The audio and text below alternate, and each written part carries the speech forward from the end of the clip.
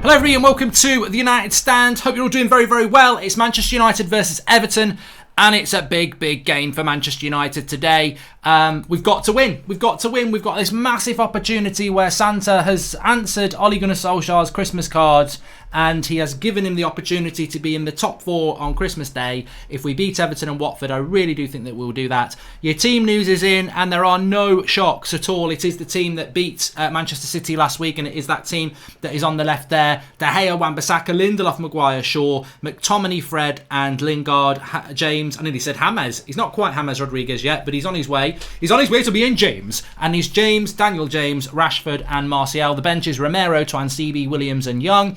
Andreas, Mata and Greenwood. And again, we seem to have this obsession with putting 2 left-backs on the bench at the moment. But I think that demonstrates how little depth we actually have in the midfield. So, but very happy that we've got that starting 11, which we wanted to see. And happy that Lingard's come through because, you know, whatever people think about Lingard, and I know he's had a lot of press over the last couple of days, and I'm sure that there'll be a new contract announced very, very soon.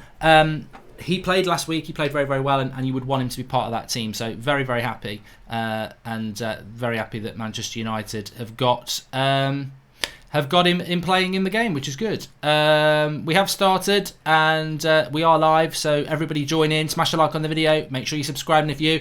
And also we've got OneFootball sponsoring us today, so make sure you download the app. The link is in the video description. It's free, it's on Apple and Android. We'll be using it throughout, but basically you can get all your latest football news, transfer news, all your stats and everything like that, all on one app. The link is in the video description. And BK says he's buzzing. He's buzzing, he says, about the lineup. So, yeah, look, today for me about Manchester United is realistically, it's about ability. It's about who we are. And it's about, like, second chances. And we've got to grasp this opportunity today. We've fallen at these hurdles so many times as Manchester United over the last couple of years, really. You know, you get a good result, then you get a bad result. So we're on trial today in many ways, and I think that how we adapt to that, to being on that trial, will really give us a real idea of where we're going as a football club. So I'm very excited by it. I expect us to win. I mean, look, do we really want? I'm going to be positive because I expect us to win because it is Christmas. We have had 2 really good results in the league. Are we really going to go back to where we've been for the last 4 months, where we're dropping silly points? I mean, we just can't. I cannot comprehend it. I cannot accept it. We've got to go and win today, and I think a draw would be as frustrating as well. We've got to go and win today, and I think that we have the opportunity. Better have 2 left backs than Matic, says in Olli I trust, says Turbiton. Well, Turbiton, you've just actually made my day. You've just made my day. Actually, I've just realised that there is no Nemanja Matic on the bench as well, which is fantastic. And hi Mark, which Home Alone movie is your favourite? Hope you have a good day. Come on United, let's get the win. That's from Jay Singh. I always go with the original, Home Alone 1 for me. Apparently Alf is on tonight at 6 o'clock on ITV, so I might be giving that a watch. Bit of Christmas time. But we want a bit of a Christmas cracker today. And I think that the way that Everton will line up today, and let me just confirm how Everton are going to line up before I start pontificating about how Everton will approach this game.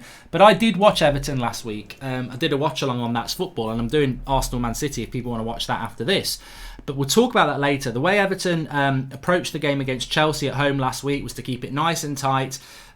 Interesting lineup, really. They've gone with Keane, Mina, and Holgate, and then they've got Coleman and Dean as their sort of wing backs. So 3 centre backs, 2 wing backs, midfield of Davies, Bernard, and Iwobi, and then a front 2 of Richarlison and Calvert-Lewin. And yet again, I think this is way too I don't know why that's in. I'm really quite encouraged by this because last week they had Schneiderlin playing and they played like a 2 midfield. I think that midfield is there to be beaten. It seems to me, I know they're playing a back 5, but it seems like another club that's come to Old Trafford to play as at football. Richarlison and Calvert-Lewin are basically their front 2. Iwobi and Bernard are very attacking. Davies is a grafter, but he's the only grafter in that midfield 3. So they're basically playing with the front 4. Don't have a lot on the bench. Walcott's missing out, and I'm looking at their bench there. Baines, Tozan, Keane, Niasse, Martina and Gordon. Don't know much about that Martina girl, but no, seriously, I think Everton have hopefully done what a lot of teams seem to do when they're coming to Old Trafford, and that is to come and have a go at us, because it's a different way to the way they set up against Chelsea, where they sat back. Ben Abraham says it's a 4-2-2-2, but I don't even know that's... I think that's way too attacking. Way too attacking. Olli said signings are not essential in this window, says Imitiz Ahmed. I do think that at the moment, on relation to signings, that we're looking at Erling Haaland, but I don't know what we're doing in relation to midfielders, and I spoke about that on the 8 o'clock show last night. Which reminds me, please do subscribe to the channel. We're on 596,000 subscribers. We can go up to 597,000 today. We're currently on about 596,500. So if you do subscribe, please do. Bottom right hand corner. Remember, we've got fan cams coming up afterwards. We're live every night at 8 o'clock. We've got transfer news. We've got massive launch in January that we're really excited about.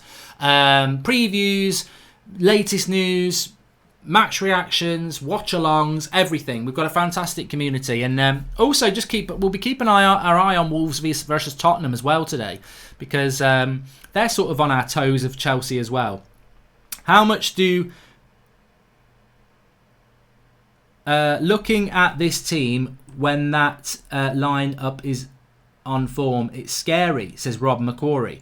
I still think that the midfield needs work, but I still expect the United team. I just think, and Mikael Rudd has just subscribed to the channel, is Haaland good enough? I think Haaland, very, very quickly, because I've done my video yesterday, and I'm sure a lot of you've watched it, on Erling Haaland. He's 19 years of age. He's scored everywhere he's been, which, all right, has been Norway, Austria, but he's also done it in the Champions League. He had 2 good chances against Liverpool that he, found the space to get, and he didn't score the other night.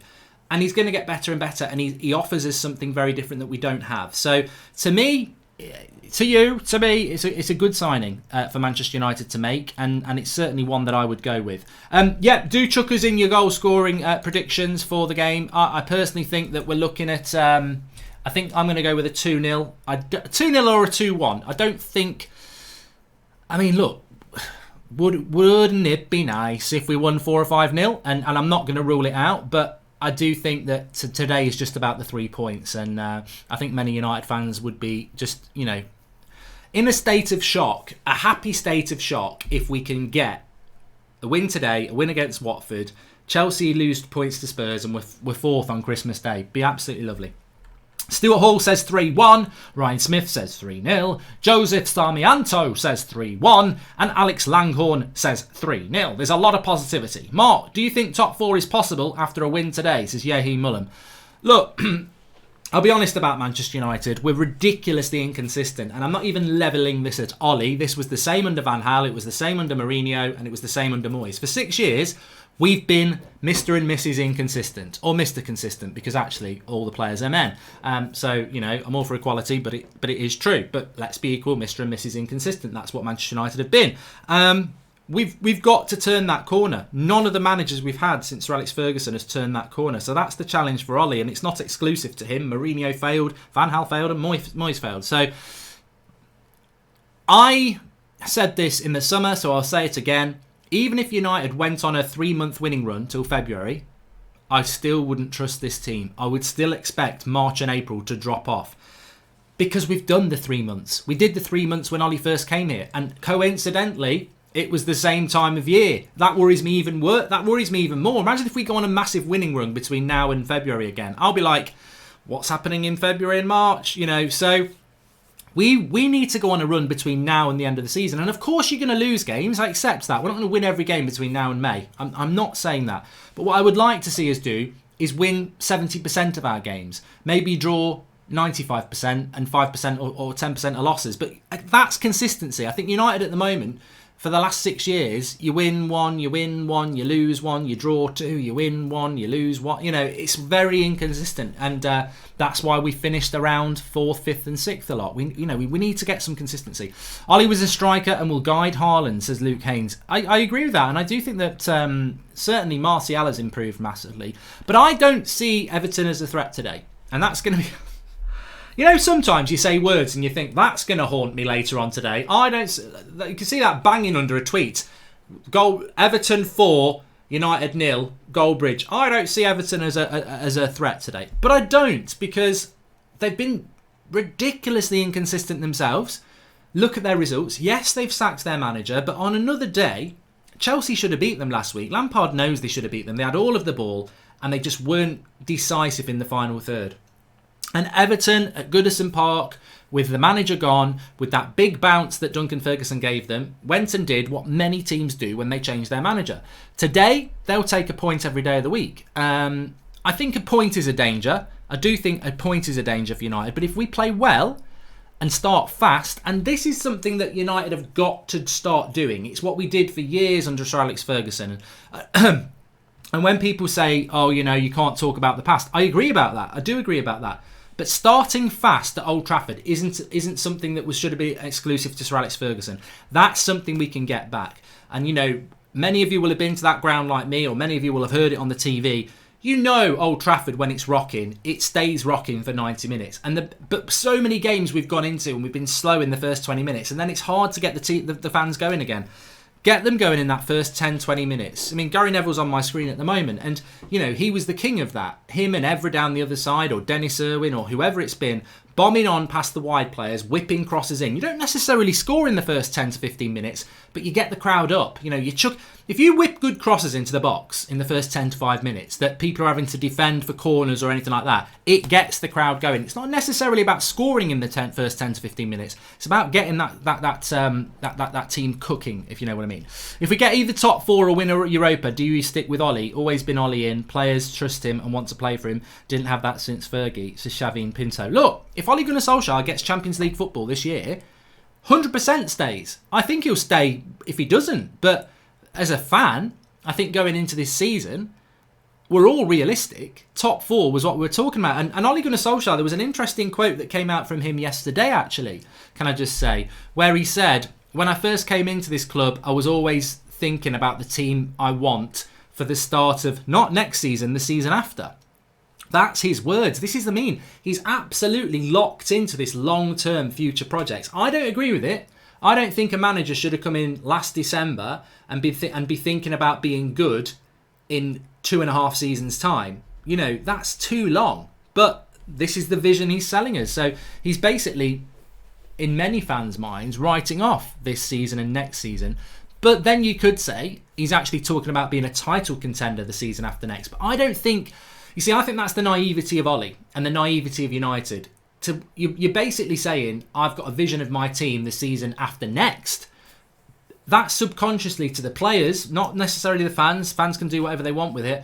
The players, that says we're not going to be title challengers even next year. And you just never know. Like, when Leicester were taken over last February, did they expect to be title contenders this year? No, that's within 4 months, and that's losing Harry Maguire. So things can change very quickly. There's no reason why United can't be title contenders next year. Of course, it looks ridiculously unlikely, but it can be done, and I think we do look too far in the future, and the future doesn't always come.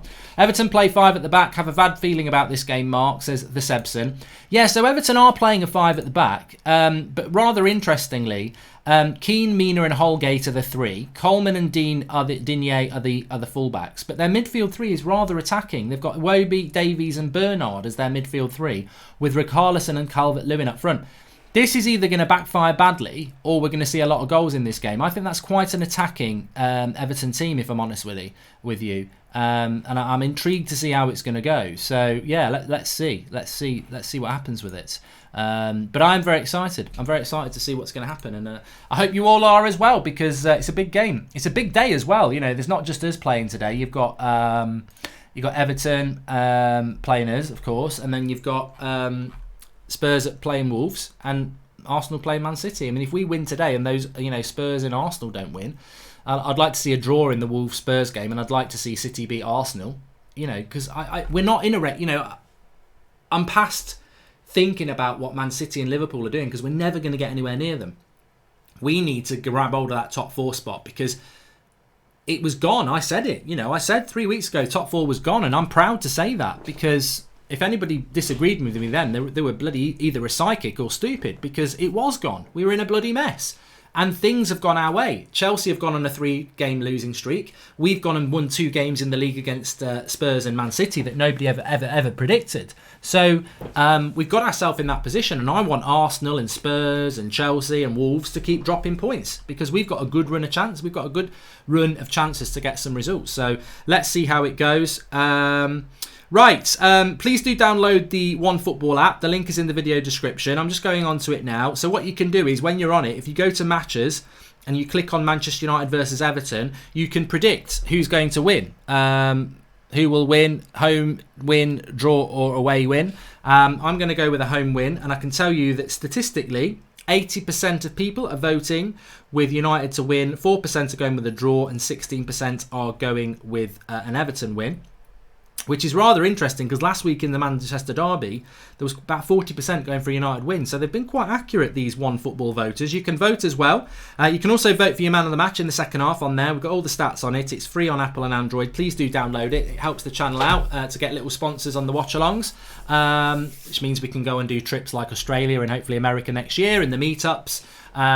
Because from now on, we've made a decision with the Meetups that we are not going to be charging for tickets. We will just make them a free event. So these sort of sponsors help us do those sort of things in the new year. So please do download it. It's free to do it, and it helps the channel, and it means we can do these free meetups and things like that, because you shouldn't have to be paying for tickets and stuff. Bruno Fernandes news, says Maldita. I'm not aware of any Bruno Fernandes news. If you are, let me know. I've had my head down. Not like that. I've had my head down this morning doing a little bit of DIY, looking forward to the game.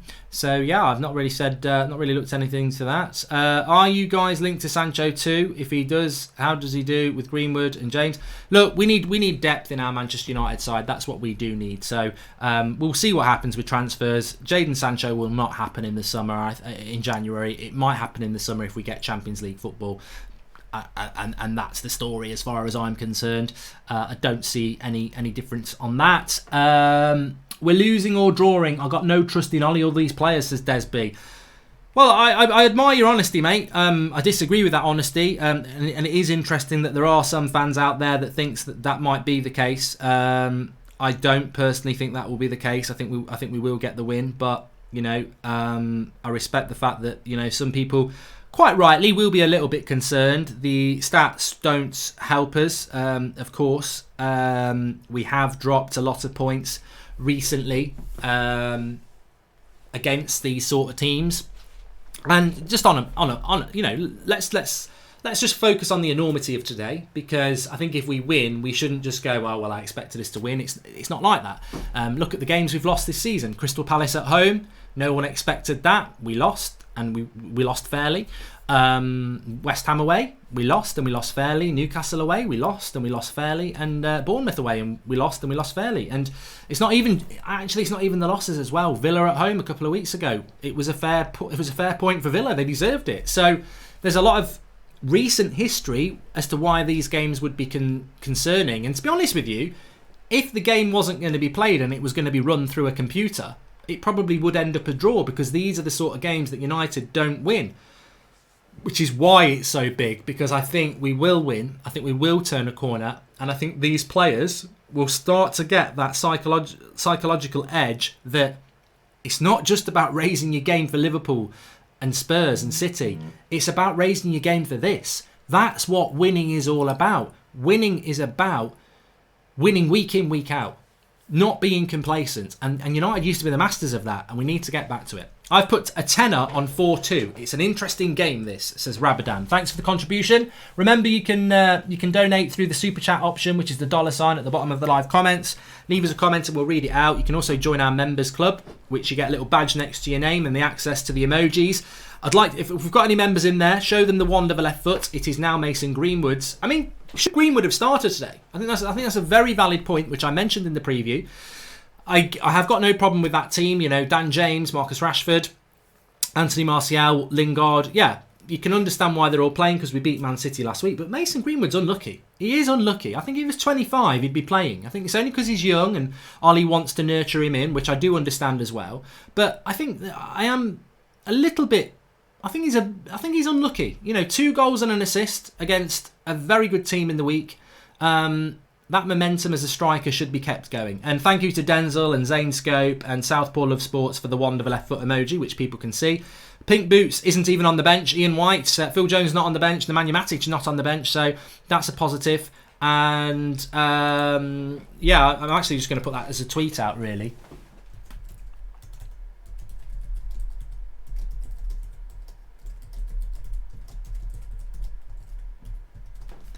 Which is funny, isn't it? Because Matic apparently played so well in midweek. I mean, even Ricky on his fan cams. Remember, you can get the fan cams straight after the game. Even Ricky was saying that, how great Matic was. And the reality is he didn't play.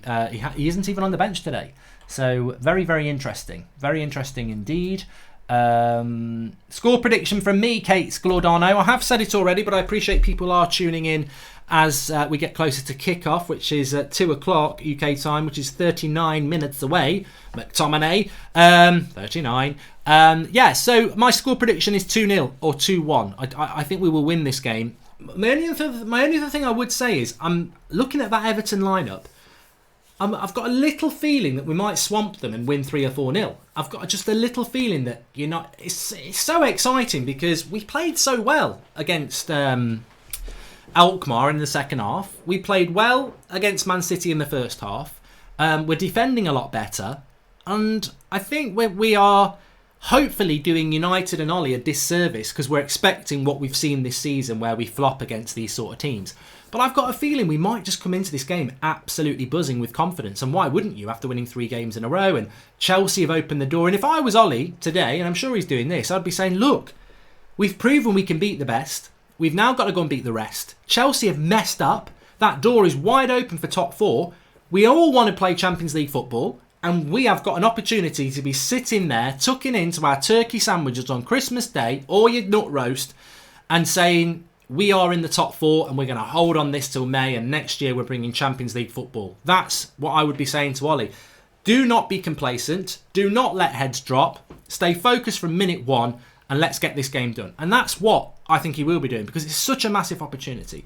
Do you think we will get Sancho or Maddison in January, says Ginger Salmon? No, not at all. Not at all. I'd be absolutely stunned. Absolutely stunned. Rebel Yellow says that the first 20 minutes will decide the game. I agree with you, mate. I really, really do. I do. I think that the first 20 minutes are key, and I expect United to start fast and well. Please do subscribe to the channel, bottom right-hand corner.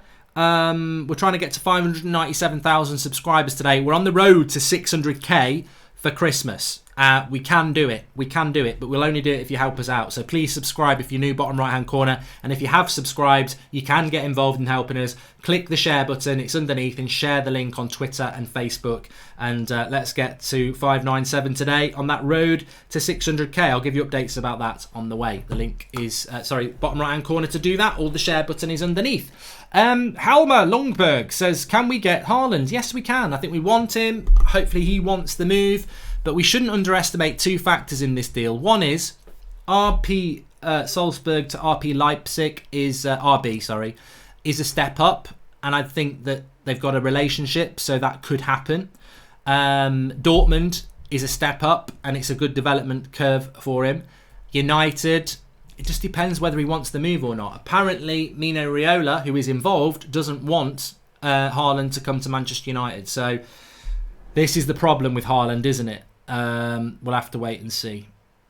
Unlike you, Mark, I feel Everton choose a perfect formation, which is 2 dedicated fullbacks focusing on our main threats, which is Rashford and James, since we're a little bit weak attacking from the midfield, says Muka. Look, I'm very happy to see Seamus Coleman up against Marcus Rashford because I think it's a mismatch. Seamus Coleman has been, for me, one of the best right-backs of the Premier League era. I'd certainly put him in the top 10. Probably not in the top 5, but he's one of. But I've seen Martial destroy him a couple of times. So I think that that's a bit of a mismatch. The left back, Digne, for Everton is very, very good. But Dan James' pace is a threat. So, and also, what I find a little bit odd about Everton's formation is they're playing 3 centre-backs with 2 wing-backs, but they've got United only play 1 up front. So you're basically going to have Martial swamped by 3. It's intriguing. It's intriguing how Everton have played because they've got Bernard Iwobi, Richarlison and Calvert-Lewin all starting.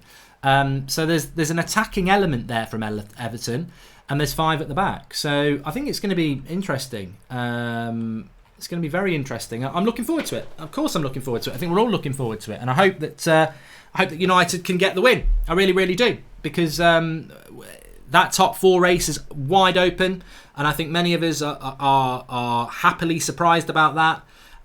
We've got to go and grab it. We've got to go and grab it with both hands. As I said on the 8 o'clock show last night, and make sure you subscribe so you're watching all our content. Interactive live community. We've got a call in on Monday night as well. That's the way we do it on here if you're new, so make sure you subscribe. But as I said last night, we don't want to be here at the end of the season. I think this is such a significant week for Manchester United. We don't want to be here at the end of the season saying, remember that terrible start to the season we had? Then we beat City and Spurs, and Chelsea lost 3 in a row, and we had an opportunity to get into the top 4 for Christmas Day, and we blew it. We don't deserve this second chance in many ways. I think it's one of the worst starts we've ever had. It may still be the worst Premier League start we've ever had if anyone wants to check it. So we've been given a massive second chance here. Like, Chelsea have lost 3 games in a row in the Premier League. That's no one saw that coming. That's 9 points just disappeared, which has let them right back into our range. We've got to grab it. Also, look what happened when top 4 was within sight last season. Most of these players bottled it against teams like this. It all well and good getting back into a top 4 race, but now is the time to kick on. Jordan Such, exactly. Manchester_G says, if we get Haaland, can you see Olli making Martial play as a number 10 where Lingard is playing at the moment? He might, but there's a lot of defensive responsibility on that number 10 role as well. Lingard does do a lot of running, as does Pereira, as does Mata, to be fair, even though he's slow. So I don't know whether it would suit a Martial, who realistically, to me, I think Martial's the sort of player that you say, yeah, track back a little bit, but, conserve your energy for the attack. Nayagan says, Mark, I feel Everton playing with 3 centre-halves and with 2 quick forwards, pretty much like how Olli likes to play, counter-attack. Your thoughts? They 100% are going to counter-attack. I think that's why this game is very, very interesting, because we've got a team that's gonna. Thank you to Ollie Christian Holt for the super chat there. They had, I think, in the first half away at Goodison Park last week, Chelsea had 80% possession and Everton won the game 2-1. So they will try and defend and counter attackers. That's exactly how Everton are going to play. That won't be a surprise. That won't be a surprise at all. Who do you think will win the Champions League? Says Tom Mellis. To be honest with you, I'd rather talk about United and Everton. We're not in the Champions League. Hopefully Andreas' performance versus AZ Alkmaar sticks. It would be like an extra midfielder, says Taboo.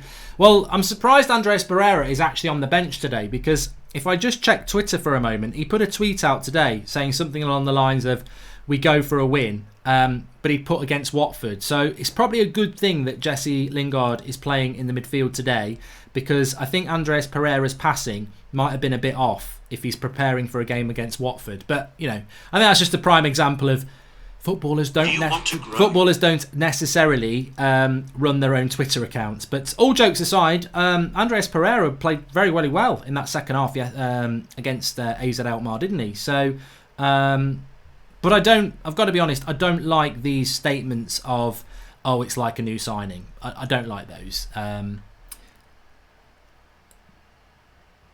Matic is too slow for the youngsters and Greenwood needs more legs for 90 minutes, as MDCA. So I'm very, very happy that Matic isn't on the bench today. That has been confirmed. I think the bench off the top of my head is Romero, Twansebi, Williams, Young, Pereira, Mata, Greenwood. That's our bench. So I'm happy with that. I think it works for us. And I think that, we'll be in a good position with what we've got. So... Let's see how we do. Please do subscribe to the channel, bottom right hand corner, and share it as well. We're getting close to that 597,000 subscribers, which is great. Let's have a look what else people are saying. Surely Greenwood would be better in the CAM role than Lingard, says Greg Lester. Look, Jesse Lingard's had a lot of publicity. I think for me, fantastic what he's come out and said, because it's great in relation to male mental health issues. I've seen some people agreeing with it. I've seen some people saying, well, at the end of the day, I sympathise with his situation, but ultimately, people deal with a lot worse. He's got to start performing on the pitch. The reality is, I hope he plays well today. I hope he does well for us. And he does get through a lot of running. What we need to see from Lingard is that creativity in the goals. And, you know, he's come out with what he's come out with. And I think that today and in future games, what we want to see from him is that production now. Because we're all aware that he's got problems. And that's absolutely great that he's come out and told us that. But we can't be sympathetic to that in relation to his performances on the pitch. It's an excuse. It is an excuse, and I accept that it's an excuse, but it's a competitive sport as well, and we do need him to start performing. And I'm hoping that now he's come out and told everybody, that will release the tension that he apparently has, and he will start performing well. If he goes and plays like he has done for the last 8 months, or the last 18 months, I think, over the next 2 games, I would drop him and I would say, look, do you need to take some time out? Because ultimately, we can't carry players. And that sounds really harsh, but in competitive sport, you've got to be harsh.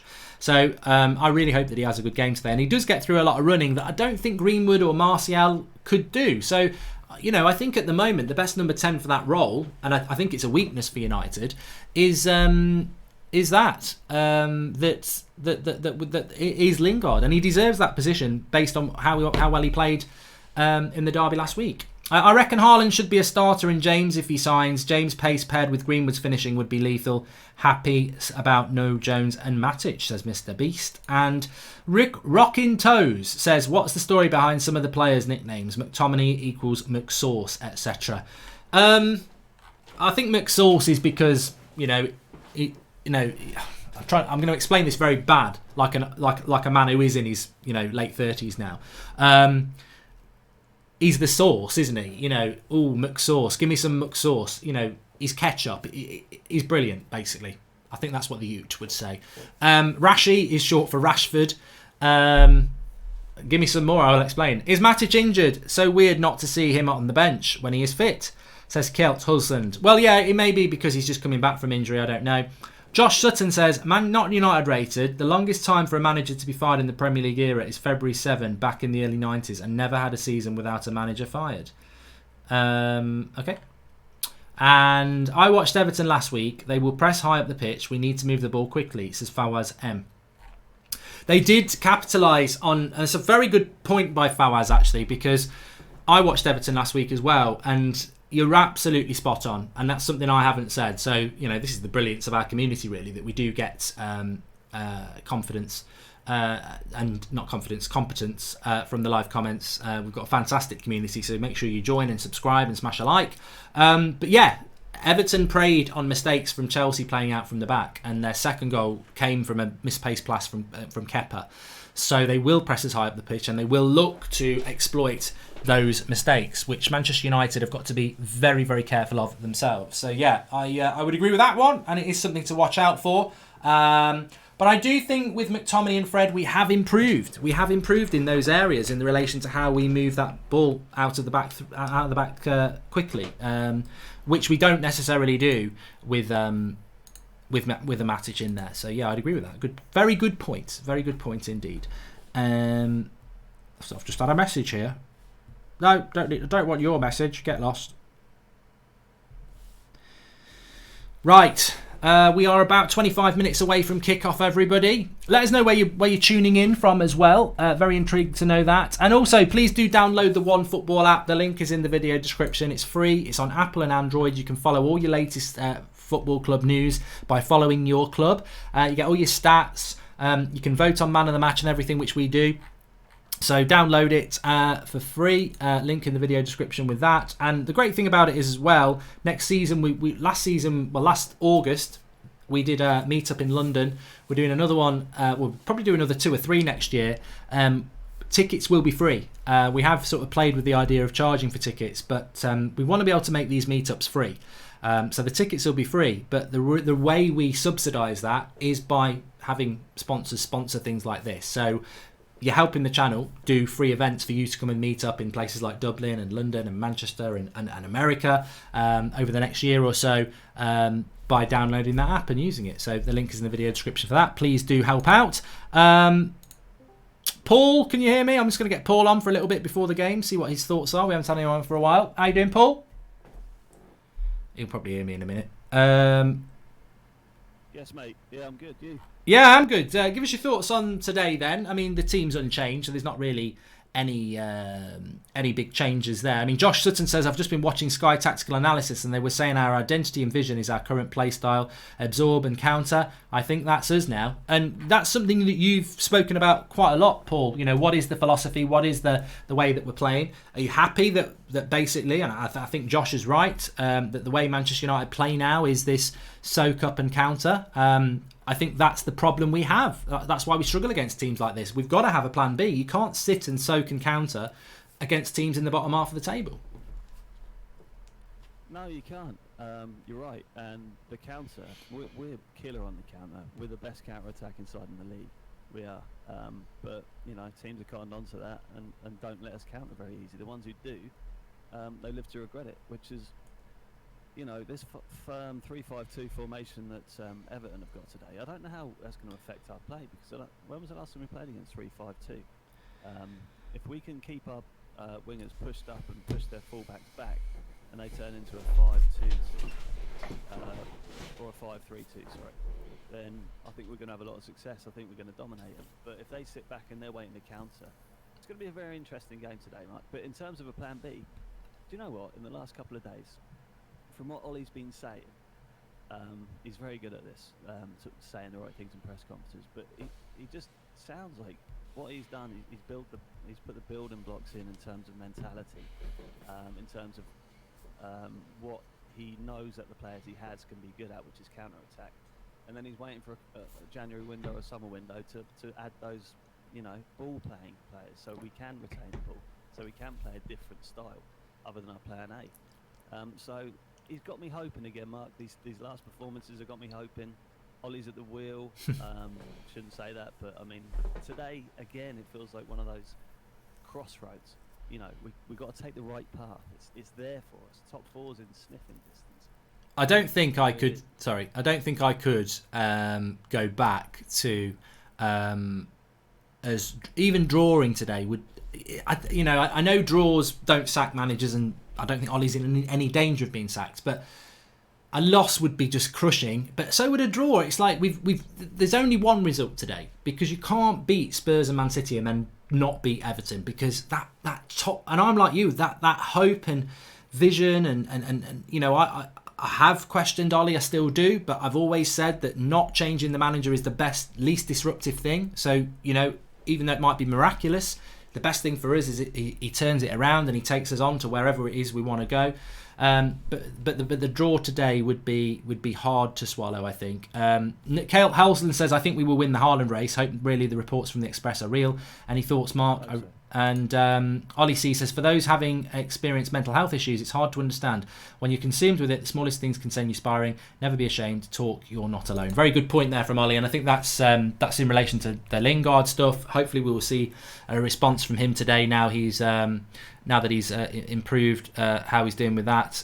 Paul, you're a little bit low at the moment, so I'm just going to knock you up a bit, because I think that's from something else there. But yeah, I mean, talk to me about Haaland and how you think that's going to work out, and the January transfer window. I was saying before, people might be joining a little bit late, but Ole Gunnar Solskjaer, in a quote I read last night, said that he's always had a vision of a team he wants to have ready for the start of not next season, the season after, which is basically, you know, a season and a half away. So they're still clinging, they're still pushing this line that we're miles away. Yeah, there's lots of things in there. The Haaland thing I think is going to be beneficial for us. He's completely different to what we have. He's very young, which is not currently what we need up front. We need experience, but I'll take Haaland any day of the week for 20 million. How could you not?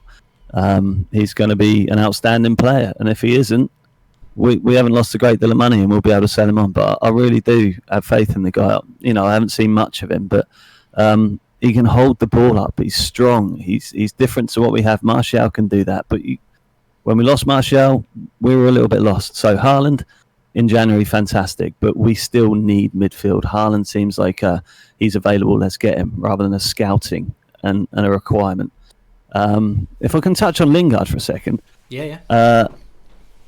I just hope he gets back to the form after what he's come out with, which is very difficult to do. It's, for some people, it's easy to talk about what's going on. Some people, it isn't.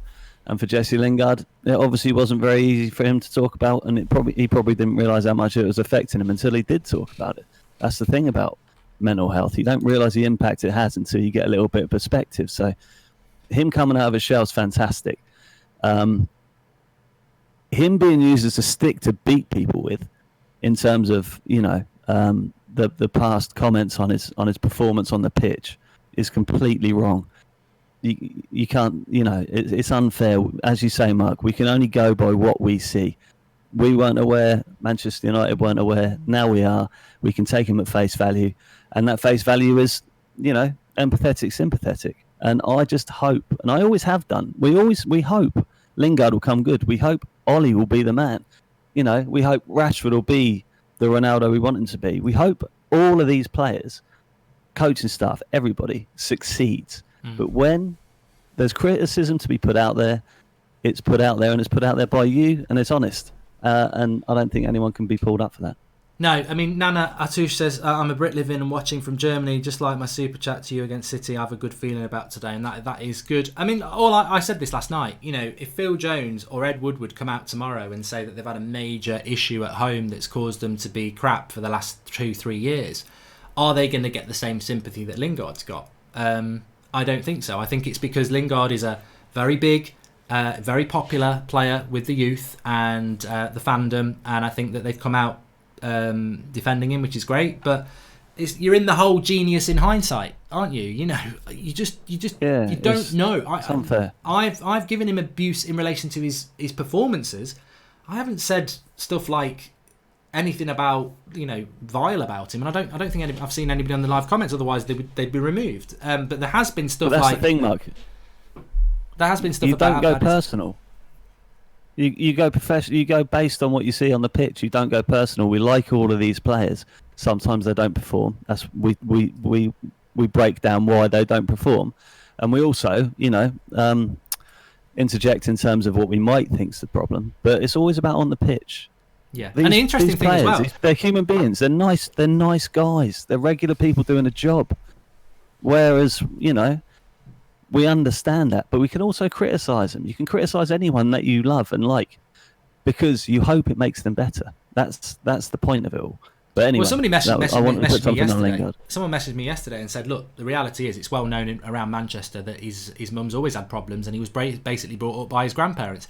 I don't know whether that's true or not, but everybody has got their issues. But for me, I mean, look, I could also say, why we were talking about the last 8 months for Lingard. It's 2 years since he was Messi Lingard. So what's been going on? Yeah, This been going on for 2 years? Like, it's something that the club now, it's in the hands of the club. They're aware of it. They've got to deal with it. And he needs all the support he gets. But what I would say is, if he goes and has another 2 months of playing like he is, at what point do you say, look, we're aware of your issues, but we can't provide you a platform at Manchester United just because you've got issues at home. You've got to grasp it, and if not, you need to take 2 months off and go and look after what's most important, which is what's going on in your private life. So let's just see how it's handled. I hope he smashes in a hat-trick today, and I hope it frees him up a little bit. Me too. Genwell Balandris says, Mark, are we inconsistent, or are the tactics sometimes not good enough, or sometimes it's about the squad gelling together?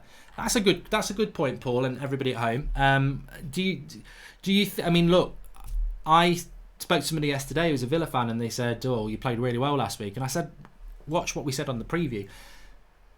Man City probably should beat us because they've got better players, but the way they play against us is perfect. You said it yourselves. We're the best counter-attacking team in the league with that front three.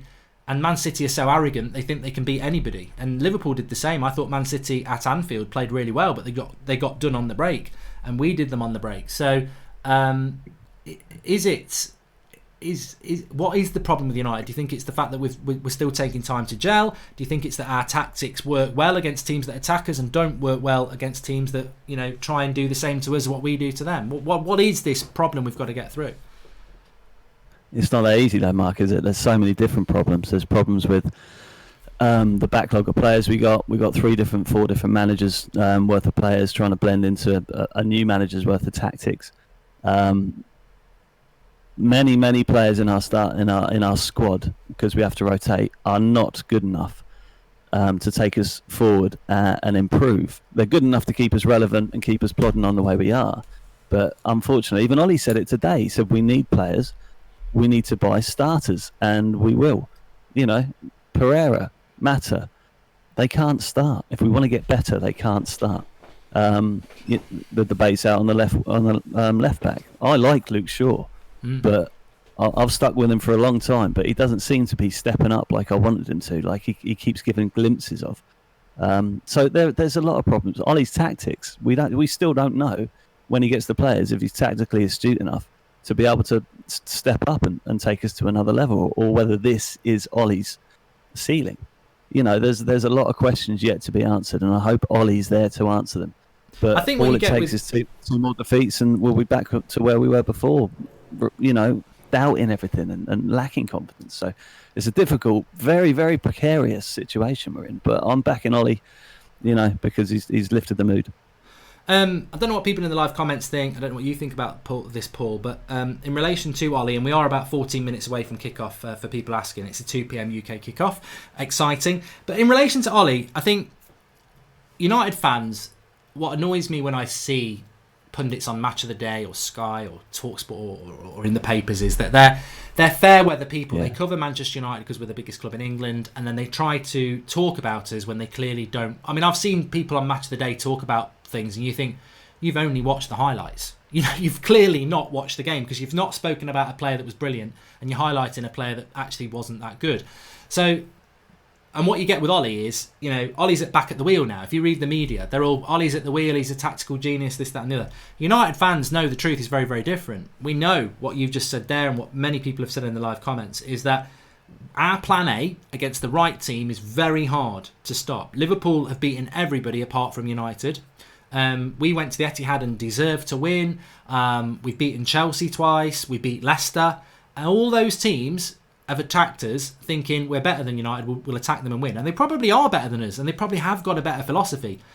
But if you disrespect what we're good at and leave the door open at the back, we will beat you because we can defend quite well. We'll soak it up and we'll hit you on the break with the pace that we've got. And we've got the most penalties, I think, in the Premier League as well, which says everything to me. We're a very direct, quick team, and we hit teams on the break. United fan does get it.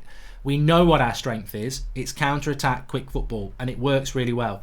But one, is that what we want? Do we want to be a team that doesn't have much of the ball and just hits team on the break? I don't think we do. And two, that it's not about what's his plan B, it's about when's his plan B, because he cannot go through 38 games in a Premier League sitting back and hitting teams on the break. You just can't do it. Newcastle did it and beat us, West Ham did it and beat us, Crystal Palace did it and beat us, and Bournemouth did it and beat us, playing our own game against us. We've got to, and hopefully today we'll do it, and hopefully against Watford we'll do it. It's not about what is the plan B, it's about when it is, because that's the only way we're going to see progress. We've got to see today United with 60-70% possession, 10-15 shots, winning the game 2 or 3-0.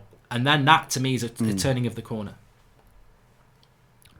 Yeah, I'd say, and in terms of pundits, I'd say 90% of the live chat probably know more in-depth knowledge about Man United than 90% of the pundits out there, because they watch highlights, as you say. If you live and breathe United, I don't care if you're an ex-footballer, you understand the process over the last 4 years of how we've got to where we are now, and also a bit more about the behind-the-scenes stuff, and you got more perspective. Whereas pundits look at highlights, live in the now. We've won 2. Ollie's pushing on and he's getting it right. It's not necessarily that easy, is it? No. As you talk about on the channel, this is why the channel's here, because there is so much to talk about. Ollie's an open book at the moment. We're going to find out how well he does, and it's going to be results that define him, basically. But we haven't seen his plan B. We don't know what it is yet. But the fundamental problem, Mark, do you know what style Man United remind me of at the moment is Leicester. Leicester won the league like this, but it isn't sustainable. You can, as long as people think they can come and beat you because you don't look very good on the ball, then you can counter-attack and win. And Leicester, I've said it before, Leicester won the league doing exactly what we're doing now. People come, they see us, they think we're beatable, we beat them. But everybody's clued up now. You know, the lower teams are going to come on low block, and we can't pull that apart. We'll never be able to do it. Our biggest problem, and it has been for years, it's the weirdest thing. I don't know whether you can explain it to me. Ball retention. Why can we not keep the ball? We couldn't do it under Jose Mourinho. We can't do it under Ole Gunnar Solskjaer. We're set up so we can, in my opinion, but we just can't. Is it the players? Is it the tactics? Is it the manager? I'll put it to you, mate. I haven't got a clue, but you can't win a Premier League if you can't keep the ball, because then you can't sustain pressure, you can't push a team back, and then you can't win effectively every game. So it's a difficult one. Philip Burtonwood says, "Come on, United! Big test for us today. The door's open for top four." I think that's the most relevant sentence. I think we're all living in as well. We've got to take that opportunity, and also I think that we will. But just going back to that point there, and I think this is very, very important. If you watch United first half against AZ Alkmaar on Thursday, and we've seen it many times this season, how comfortable AZ Alkmaar are on the ball, considering all of their players pretty much, well, they're not as good as Manchester United, are they? But they're all within 10 metres of each other. They're triangles, they're pass and go.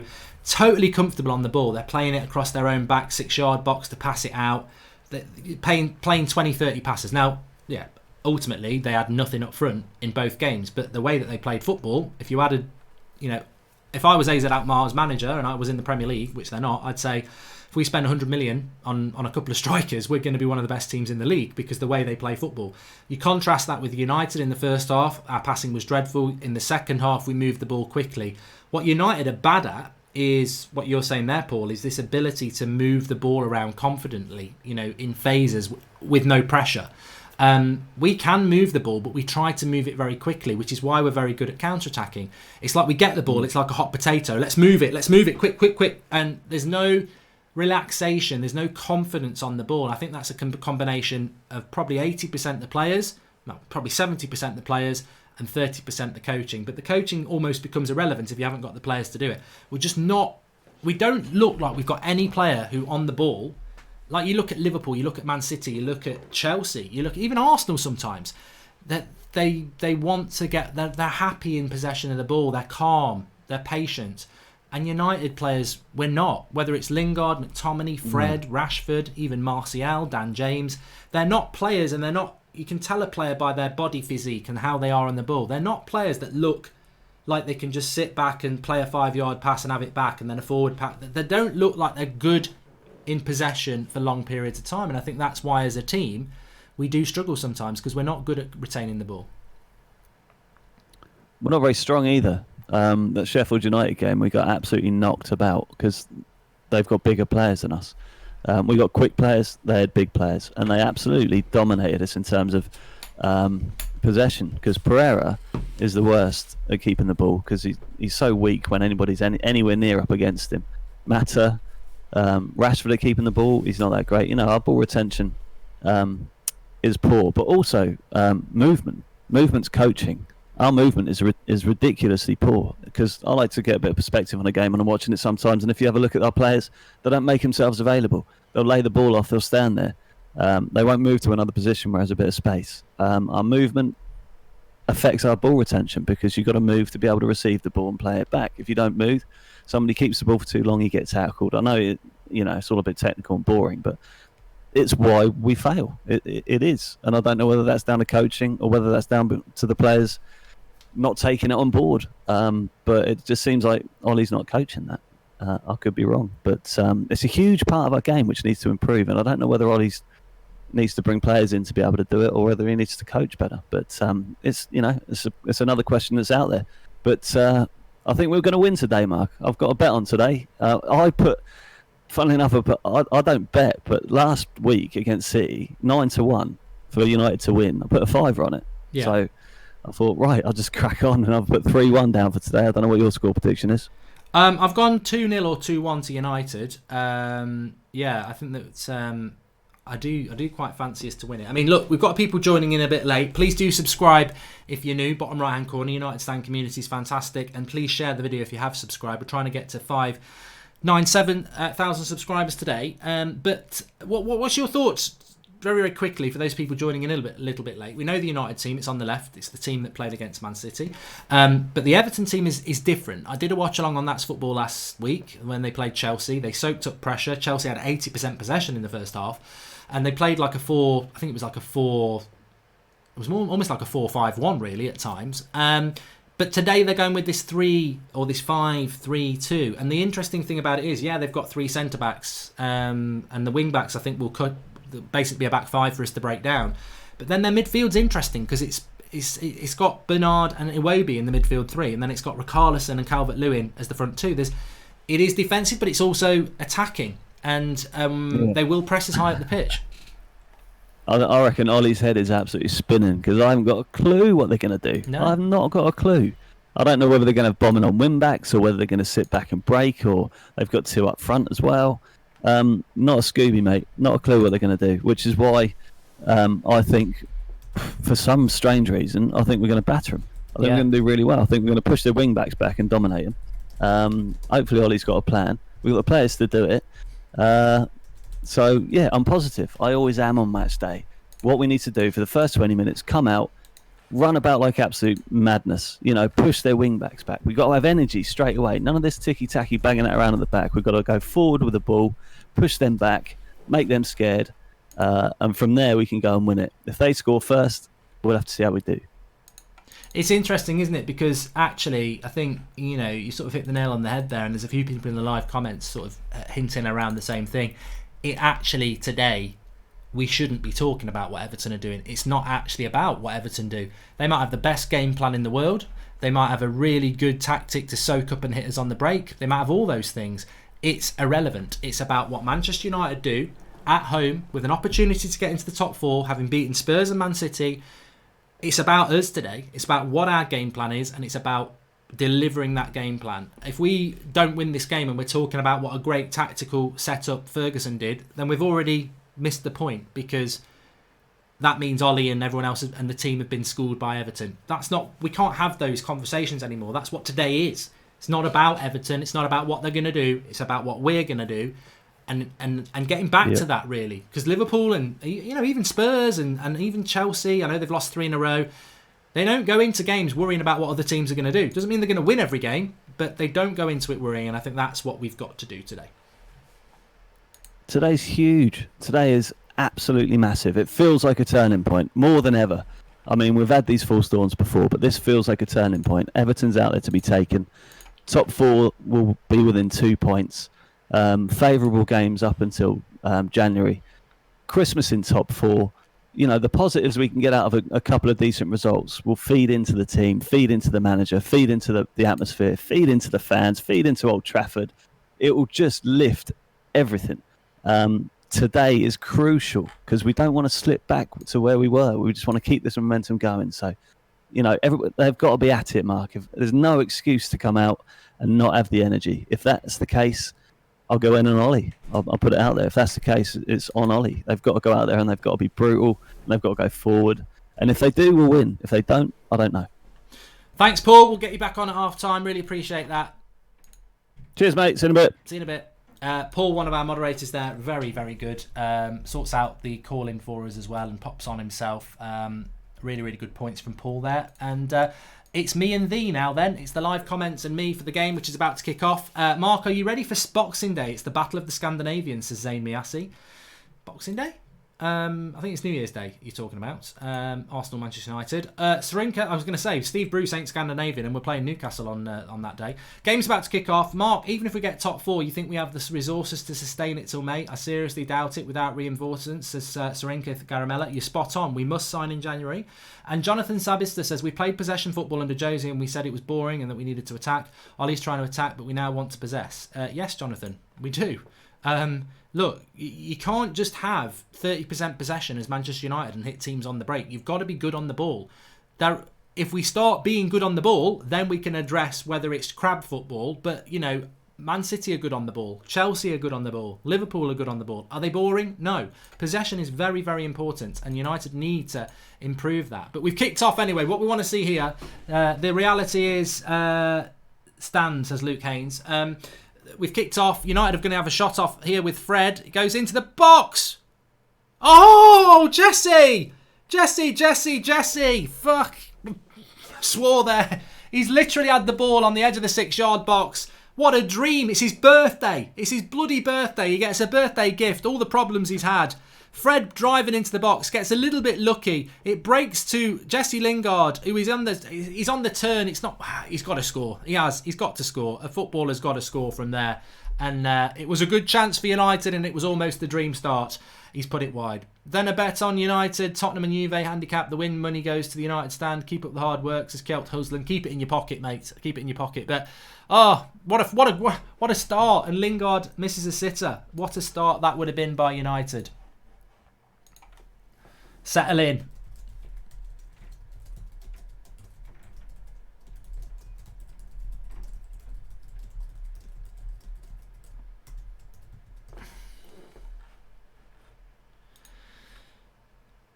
And that's going into... De Gea's had to tip that over for a corner there. Bloody hell. A shaky start there from David. Shaky start from Lingard, who should have scored. But we're settling in. And I think this game's going to be a very interesting game today. I think United, if they're creating chances, lucky chances like that, then maybe we're going to create a few more. Let's see. I did swear, I apologise. I got a bit excited about Jesse's chance. And apparently he was offside anyway. It doesn't matter. He didn't know he was offside. Anyway, corner for Everton here. United, David De Gea has hurt himself a little bit here, which is a little bit of a worry. Hopefully he's just overstretched early on. And I don't know what we're doing here. United need to be a little bit careful. Cross is going to come in again. And it's another corner. Keep your eye on De Gea, yes, Jurgen Klopp.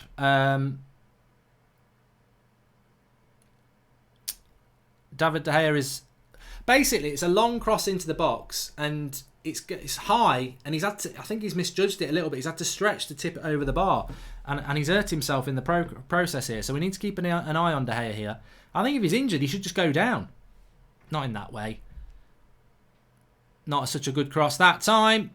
And it's bouncing around the box a lot, and that's gone wide from Bernard, or Bernard as I call him, or his mum calls him.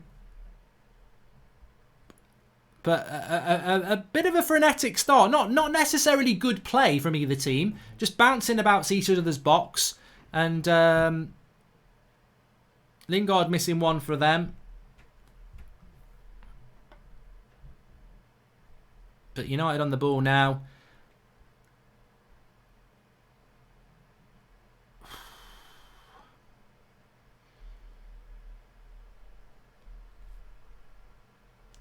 Tell you what, it's Christmas. I feel like a beer.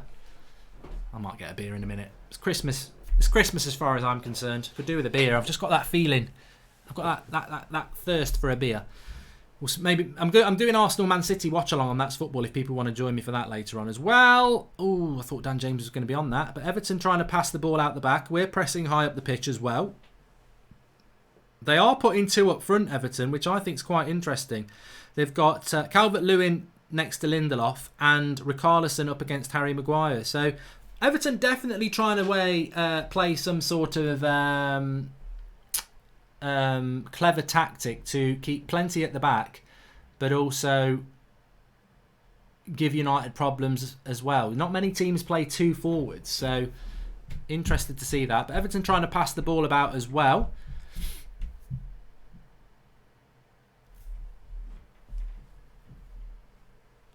Hopefully United can get a bit. Give us another stretch, Mark, says Luke Haint. Don't worry, though. There's always going to be another stretch, Luke. Don't worry about that. You've got to stretch the back out. Please do subscribe if you're new. Bottom right-hand corner. We're on 596,750 subscribers. So we're 250 short from changing that number to 597. Bottom right-hand corner to subscribe. You can also share it on Twitter and Facebook, which helps us out. We're trying to get to 600,000 subscribers this new year. And Michael Oliver's going to give a yellow card to Davies here for a tackle on McTominay, which, to be honest with you, at first look, I thought it was a fair tackle, but I'm not going to complain about an opposition player getting a yellow card, and it was late, and it was a yellow card. Fair play. Mark, as Director of Football for Manchester United, says Magic Eye.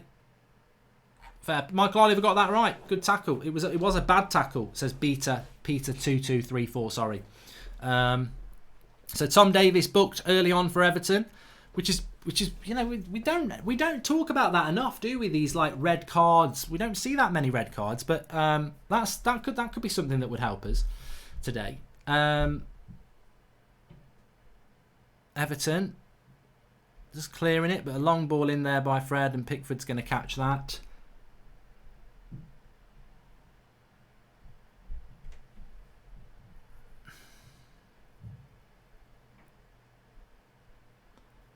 Everton with the throw.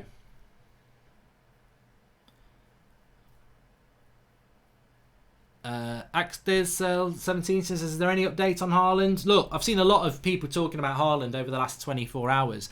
I did the video yesterday morning, and all people are doing is regurgitating what I spoke about yesterday morning, which was available on Friday night, if you know where to look, which is United and Olli were over in Salzburg. Ooh, shot on target there. De Gea, I didn't think he was right behind it anyway at the end of the day. Shot from the edge of the box. I think it was Holgate who hit that. It was. And easy save for De Gea. But yeah, so Olli was in Salzburg on Friday talking about a deal for Haaland, which shows that United are interested in Haaland, which is great. But I hope we get him. I'm not too sure. Because there are, he did speak to Dortmund last week as well. I'm pissed off. I'm in the US and the game is not on the TV. I got to watch Spurs and listen to know what's going on, says Charles B. Hey, I feel sorry for you, pal. I feel your pain, but welcome to our world. In the UK, this happens a lot where there aren't games on, and it's ridiculous. Everton have switched into a 4-4-2, says Drenwin Kevin. Let me have a quick look. Yeah, Holgate's dropped into the midfield. I can see what you mean. So they've got Holgate and Davies as their centre two, with Iwobi on the right and Bernard on the left. Yeah, you're right. They've pulled Holgate into the midfield.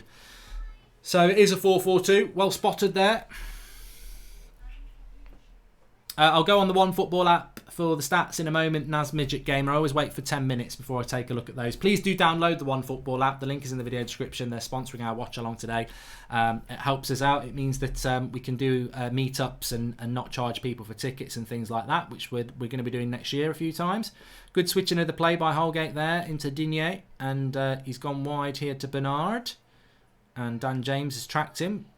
And Dan James has won the tackle as well. And the throw-in. Well played. Not the super fast start I was hoping, but we're only 7-0. 7-0. We're only 7 minutes in. Apparently it's on NBC Gold in the USA, says Carl L. Canfry. Spurs have scored as well. Early reports coming in. Big game that, Wolves versus Spurs, actually.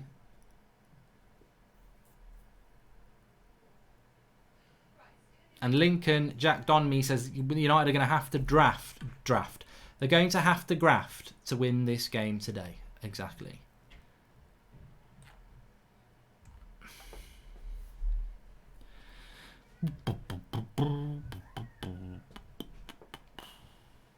Quite an equal half.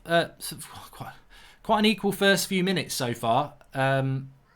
Golden opportunity for Jesse Lingard. Some people were saying it was offside. Irrelevant. He didn't score it anyway. It was literally in the first sort of minute of the game. Fred driving into the box, couple of ricochets, drops to Lingard on the turn, and 5 yards out, put it wide.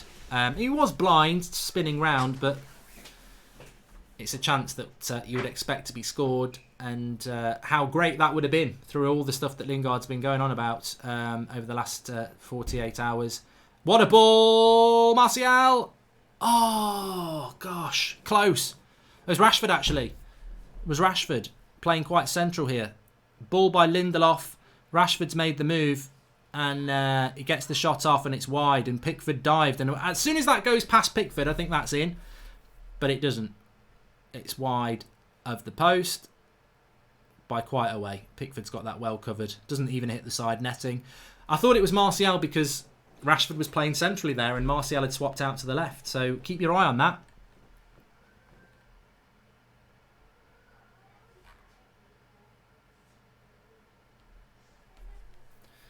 United coming forward again. And McTominay, that's a lovely little ball. Keeper should have come for that. Dan James wide. 2 chances for United there early on, and I don't think Dan James should have shot from there. It's a lovely ball by McTominay. Totally cuts the Everton defence apart. Digne hasn't got the pace to go with Dan James. Keeper should have come out, Pickford. Dan James goes for the bottom corner, and Pickford has the goal covered. So, not the best of finishers, but two shots in a couple of minutes for United, both wide, Rashford and James.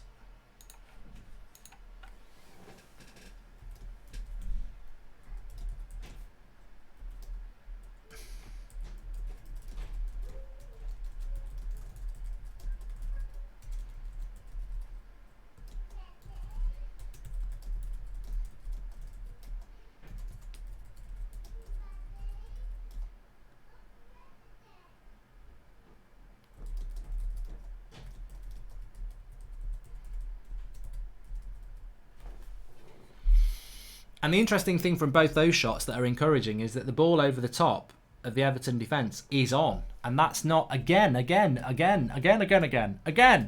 is quite interesting that a team is coming to Old Trafford and playing a high line.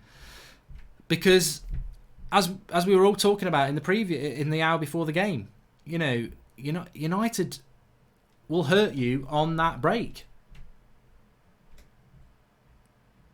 Some good movement from the front four for United at the moment, though, and they are giving options to Fred and McTominay to hurt. And there's a ball over the top here. And Calvert-Lewin was offside.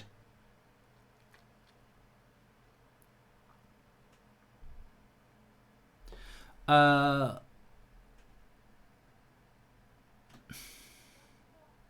Ronaldo's just scored for Juventus, says Dara McCarthy.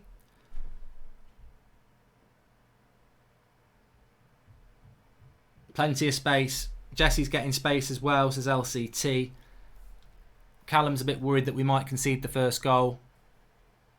We just got to be careful on the ball, because I think the way we're playing, the front four are moving quite well. Lingard's playing, quite close to the front four. So we are pushing forward, which obviously leaves the gate open at the back.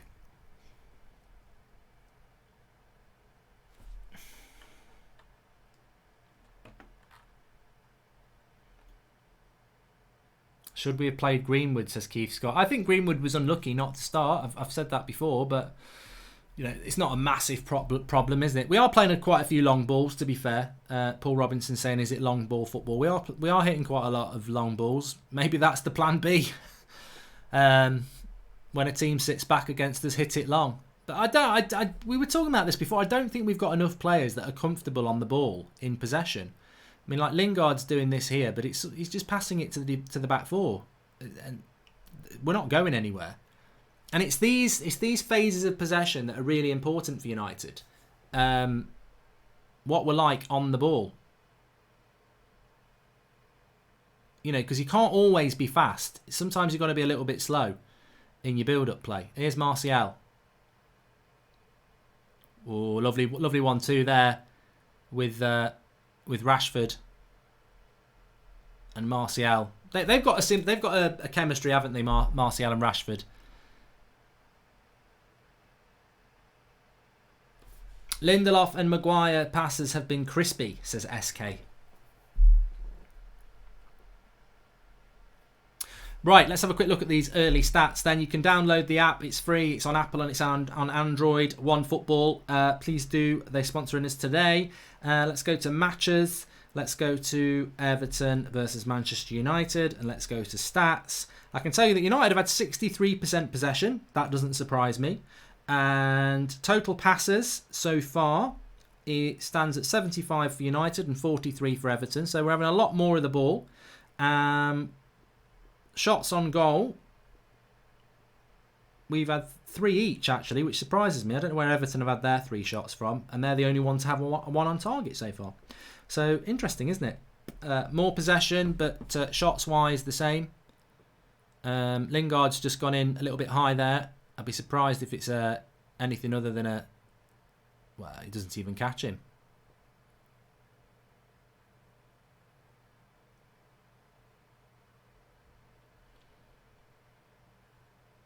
Did he get booked? No. Did he get booked? Did Jesse Lingard get booked then? I didn't see if he pulled a yellow card out.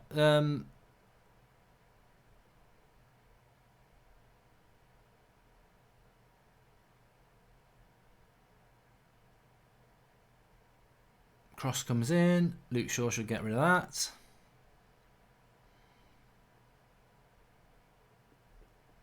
No, he didn't get booked. A bit lucky not to get booked. He was showing the studs, but there was no connection, so ref's probably about right with that.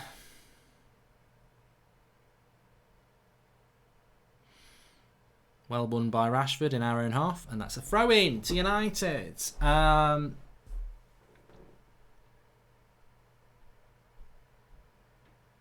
Sporting Today says Maguire is the English Van Dijk, and we have him. Yeah, even I wouldn't agree with you on that one, and I'm a big fan of Harry Maguire.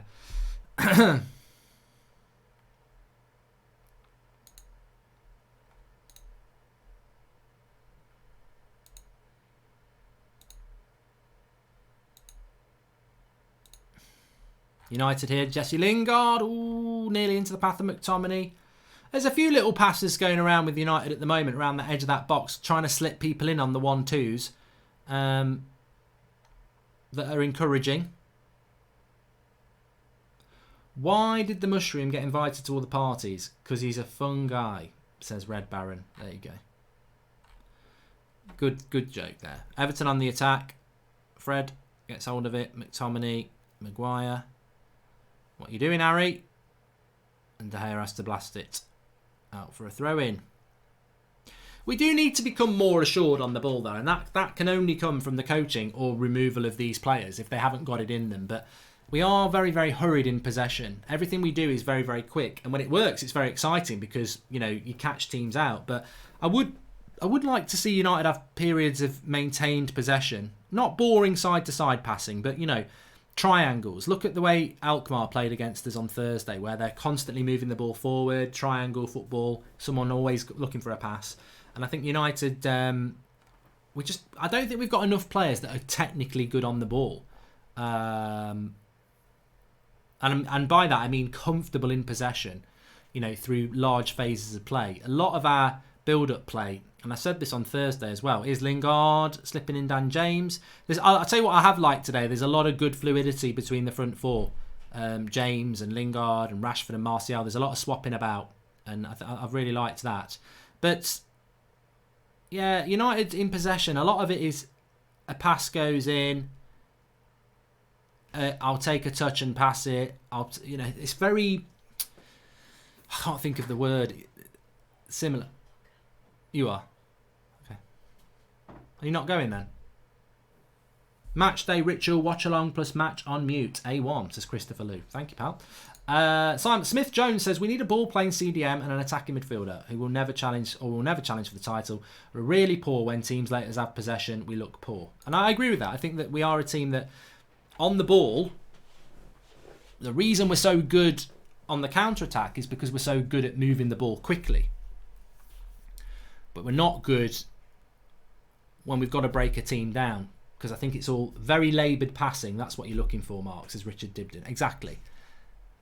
Nobody looks comfortable on the ball when they're not under pressure.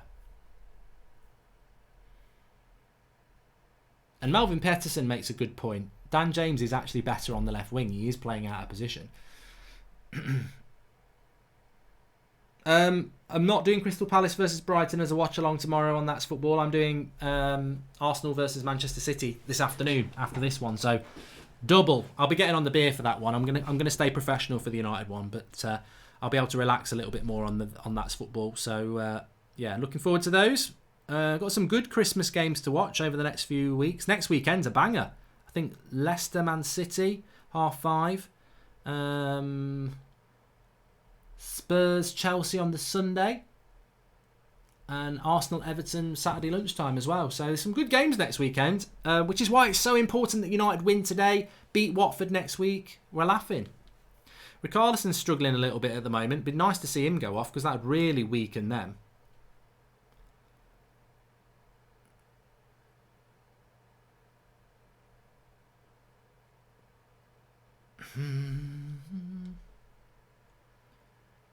Yes, LMC games. I am doing Man City Arsenal later on That's Football. But for now, this is the main event. It's Manchester United versus Manchester. It's not Manchester United versus Man City. That was last week. I'd like to see United get an early goal. Well, it wouldn't even be that early now, 20 minutes in. I still think we're doing well. I still feel that like we're on top. We just need to get that first goal to settle the nerves. That's what we need.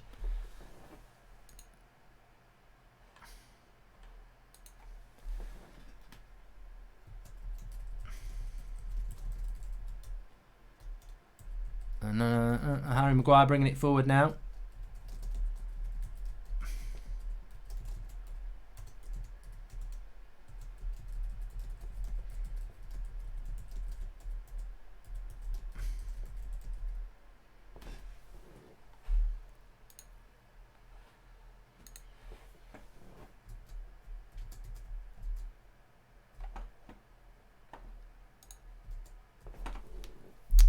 It's Rashford, and we've won a corner. Corner! Can we score a corner? I don't know who will be on the corners today. No Pereira, no Mata. Fred? Yeah, Fred's on corners. Harry Maguire. Boom! I never thought we'd be waiting until Christmas for Harry Maguire to score a bloody header for Manchester United. Well, we might be waiting until New Year, but... come on, Harry. Nope. Nope, nowhere near him, and Everton have cleared us.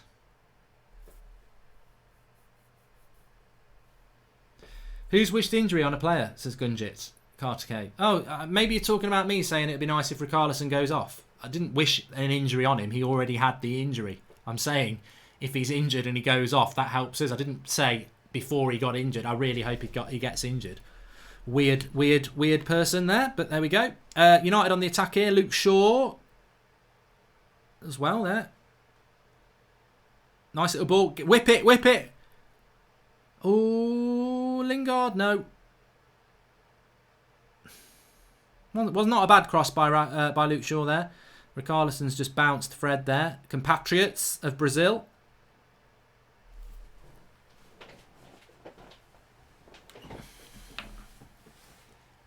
Dennis Curry says that Everton man-to-man mark. They do on the corners, and there's a substitution here for Everton as well. They've got an early injury to Digne, and it's going to be Leighton Baines coming on, which is another... You see, I didn't wish an injury on Digne, did I? But he is injured, and it helps us out that he's going off, because Leighton Baines, he ain't got the pace. So this is bad news for Everton. Baines is going to get his arse handed on a plate here. He's laying down on the pitch.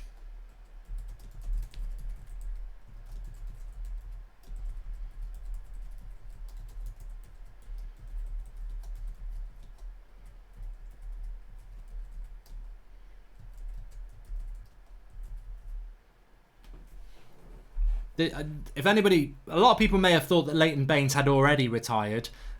Over the next hour, you're about to physically watch a player get retired. This is going to be a bit like Gary Neville's last game against Stoke. Dan James is going to annihilate him. It's going to be hilarious. This is from a United point of view, because Leighton Baines was a very good left back in his day, but he's got no pace. Dan James won't even have to get into second gear. He'll be licking his lips now. Dan James, he'll be like this. This is it. I'm going to get a hat trick. This is when we have problems, low block, and we can't break it down, says Robert Brennan. You're right. You are right. United do struggle against teams that have a low block because we haven't got the creativity, that assured possession football. We work against teams that leave space. So Digne's come off for Everton. Looked like he pulled a muscle. And Leighton Baines has come on. And here's Jesse up against a bit of an opportunity here. Rashford into the box. And they've cleared it. McTominay, good takedown. And that's a free kick on the edge of the box.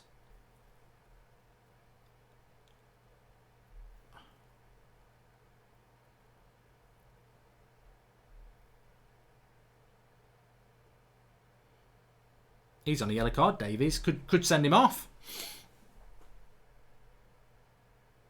Yeah, it's definitely a foul.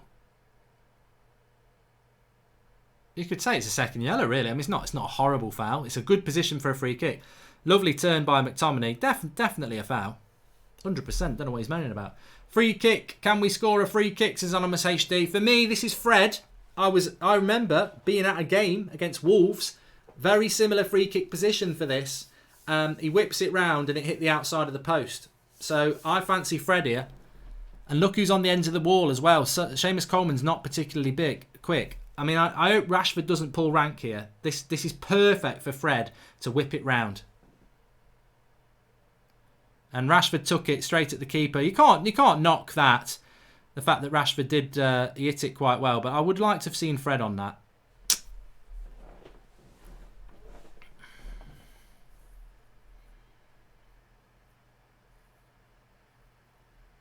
It's not a bad free kick, to be honest. But it is straight at Pickford. I think Fred's got the better technique from there.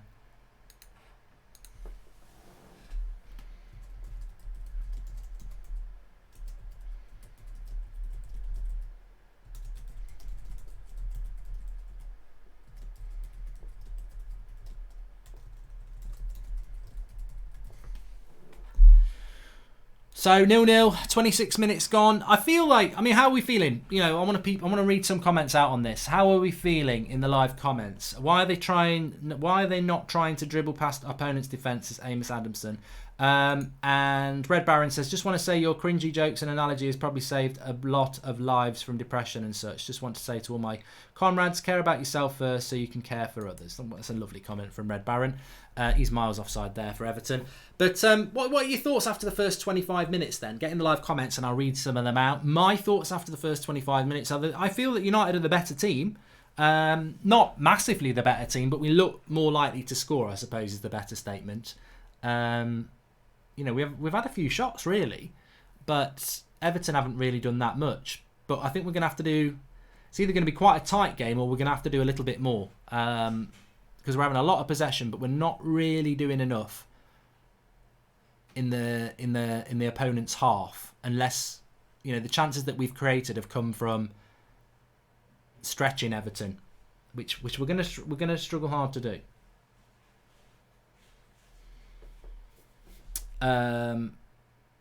We're too left side heavy, says Ruben Mwanga. Yeah, we're not getting down the right hand side at all. Very good point there. I feel like this is a replay of Bournemouth, says Lanner. It's a very average performance, says Timu.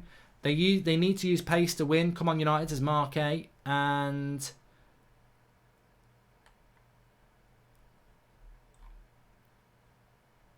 we have 73% possession, but as we know, playing weaker teams, that doesn't win games, says Alex Baldrick.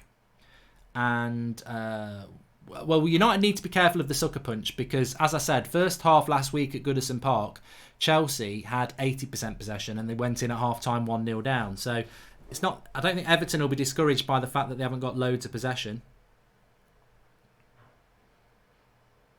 And Everton at the moment just moving the ball around quite well. Coleman, he's got a good right foot. Cross comes in. Harry Maguire will get rid of that. Good positioning from Harry Maguire. Oh, Coleman into the box. He's offside. He's offside. United in control but lacking penetration. Get Martial to play off the shoulder on Keane, says Big BGG.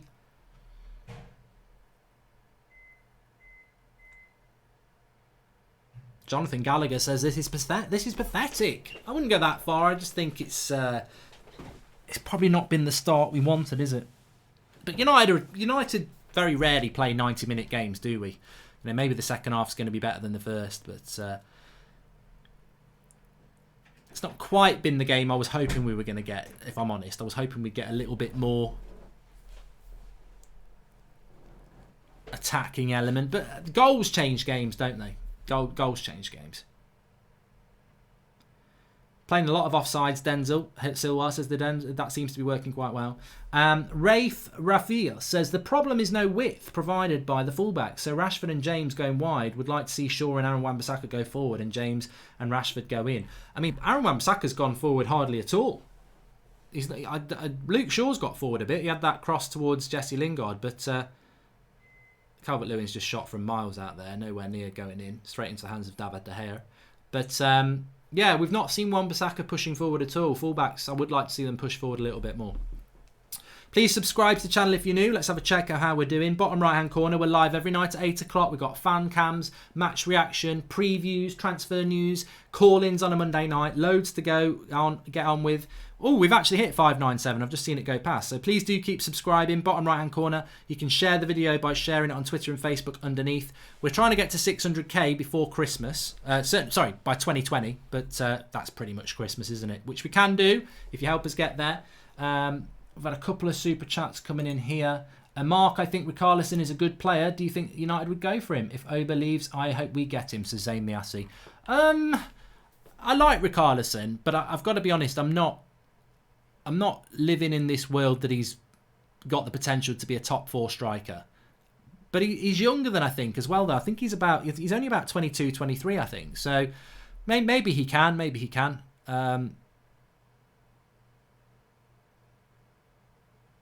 He's won a corner there off McTominay. He just doesn't seem particularly quick to me, Richarlison. And I do like pace in a striker. And, there have been good strikers without pace. Sheringham, Shearer. But I do like a striker with a bit of pace. And he doesn't seem to have enough pace for me. But there we go.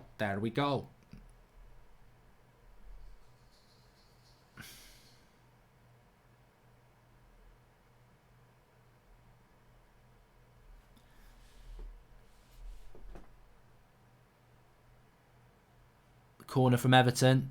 Poor clearance there from Martial. Gives them an opportunity to whip another one in from Bernard. Good header defensively there. Davies has knocked it wide to Iwobi. Don't go flying in, Fred. And that's good tracking by Fred. And it's a goal kick. Lovely play by Fred there defensively. Very, very good. Didn't fly in. Ushered Iwobi down towards the penalty to the byline. And then managed to win the goal kick as well. More going for Goldbridge, please. Nice to listen to before bed, says Dash. Hey, if you want more going for Goldbridge, more people need to watch it. The views on the last one were crap. I'm thinking about not even doing anymore. That's on the Mark Goldbridge channel. My next one's going to be about the last decade. So there you go. Mark, you're behind, says Joshua Simpson. Right. You're not the first person to say this. Now, this could be because of YouTube having a little bit of a delay, or it could be because I'm on the wrong stream. So just bear with me for a moment and I will just double check something, because I might be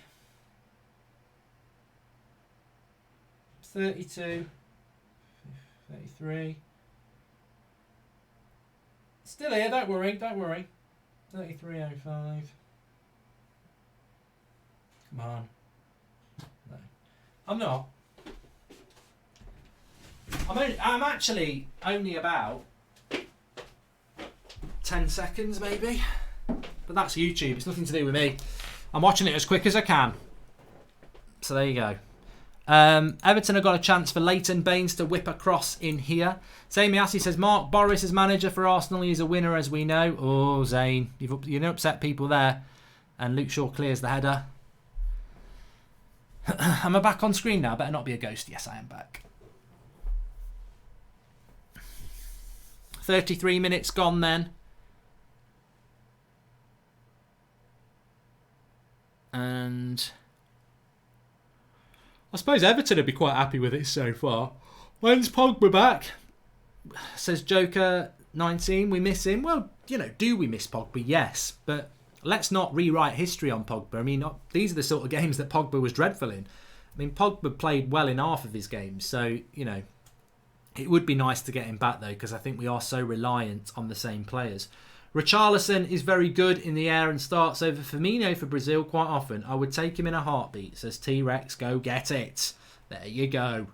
And one good thing about Olli is he doesn't have favourites. You do not perform, you're out. Matic, Mata and Pereira were starters at the season. Now they are replaced. That's from Rafe Rafu, and another good one. Passing needs to be much better, says Sally Devil Red 7. Yeah, we've been poor in possession. I think that's the problem that United have had thus far.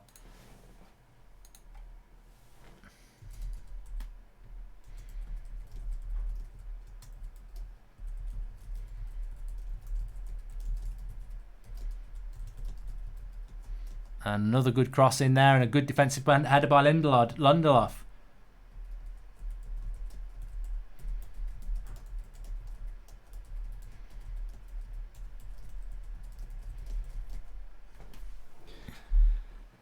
I think Lindelof over the last 3 Premier League games has been very good as well. That's a great header by him. It's good covering because Richarlison's got a tap in behind him.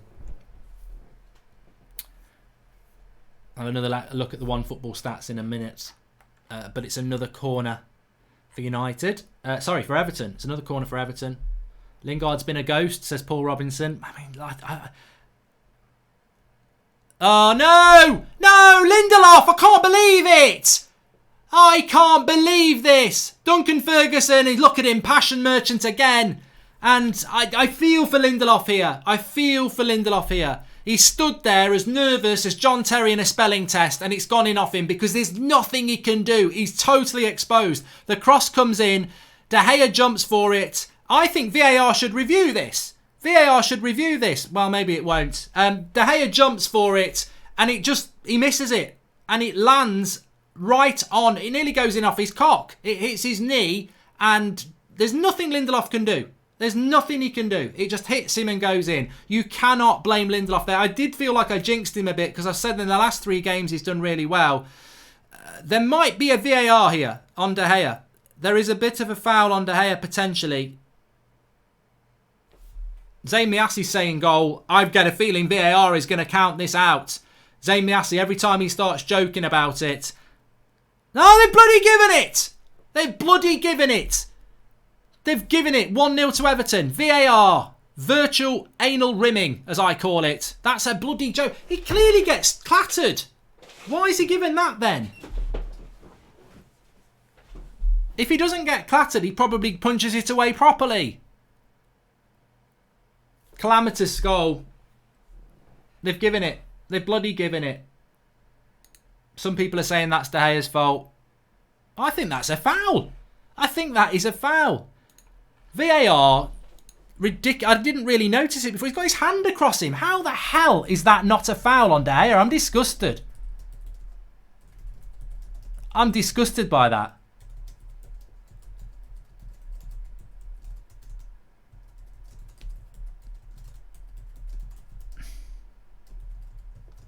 He's got his hand across his face.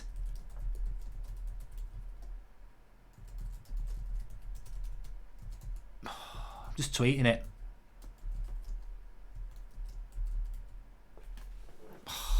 And you know what? That is just massively ridiculous. I'm sorry, that is ridiculous. I'm just not happy about that. I'm not happy about that. I feel sorry for De Gea.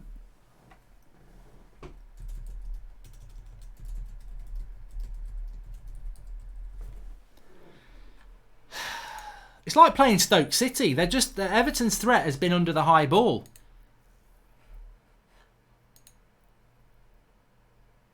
It's not. I just do not get how VAR on reflection. I thought, oh, what a lucky goal for Everton. De Gea should have punched it better. But when you watch it back, De Gea's going to punch it, and you've got somebody coming across your face like that. It's a foul. It's a bloody foul. I've got no care what anybody says. Mark, you can beat good teams, but not the bad. Back to reality. That's why you should get Poch or Ancelotti, says Zayn Miassi. Well, look, it's very early days, and maybe United just need to kick up their backside again. But I've got to be honest. I don't put any blame on Lindelof. He sees the ball very late, and it just hits him, and it goes in. So I don't blame Lindelof, and I don't actually blame De Gea. I blame the goalkeeper. There was a time where those sort of fouls, right, would always be a foul. 100%. And I just don't get it. I don't get it. VAR should see that and go, that's a foul. But the bloody Oliver, again, he's a prat. He should see that. There's 2 players in on De Gea there. They always used to be given as a foul. But on VAR review, I fail to see how they haven't given a foul there. Virtual anal rimming again. VAR, rubbish, absolute joke. Maybe some people enjoy a virtual anal rimming. I don't. It's disgusting. It's filth. It's vile, and that's what VAR is. People saying De Gea should get more of a fist on that. Fist. We're going down market here, but people saying De Gea should get more of a fist on it. You try fisting something when something's in your face. Oh, it's just we're going down the gutter now. But you know what I mean. You try and fist the ball away when somebody's basically got their arm across your face. It's a foul. It's a foul every day of the week. And the minute that was being reviewed by VAR, I was expecting that to be given. But, you know, United, I've got to bring it back to reality because it is 1-0 to Everton. United, let's be honest, my frustration is probably partly to do with the fact that United, yet again, have been so poor in possession. Struggling against teams that sit back against us.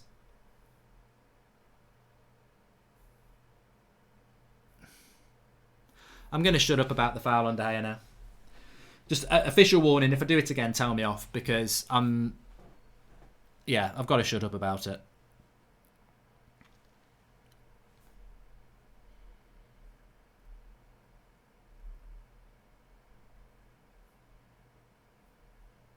Everyone talking about Lingard. I'm not scared to say he's been poor, but he's not the only one. And there's another half yet. It's his birthday as well. Come on, let's get. Well, you know, the thing is though, should you give him? Should he be let off? It's high-end competitive football, isn't it? You know, there's a few players on that pitch who've got to do a little bit more. I sympathise with the issues that he's got. I think we all do. I'd be surprised if anybody doesn't. But as I said before, this is competitive sport. You know. It's not a charity. He's made a good run there. That ball needs to go into him a lot quicker than there from Lindelof, and then that's a bad pause. Is Lindelof now going to drop his head a little bit? Lindelof's been really good these last few games. There's nothing he can do about that goal. It's not Lindelof's fault. Lewin made contact with De Gea's face first. It's a foul, says Biggie third. Yeah, it's 100% a foul. But the tactics have not been good enough from United. It's not Lingard's 19th birthday, no, it's his 27th. In his prime. See, these people having a go at Lindelof, and I think Lindelof's played really well the last 3 games, and I would challenge anybody, when the ball comes at you, and you don't see it till the last metre, what you're supposed to do. There's nothing he can do.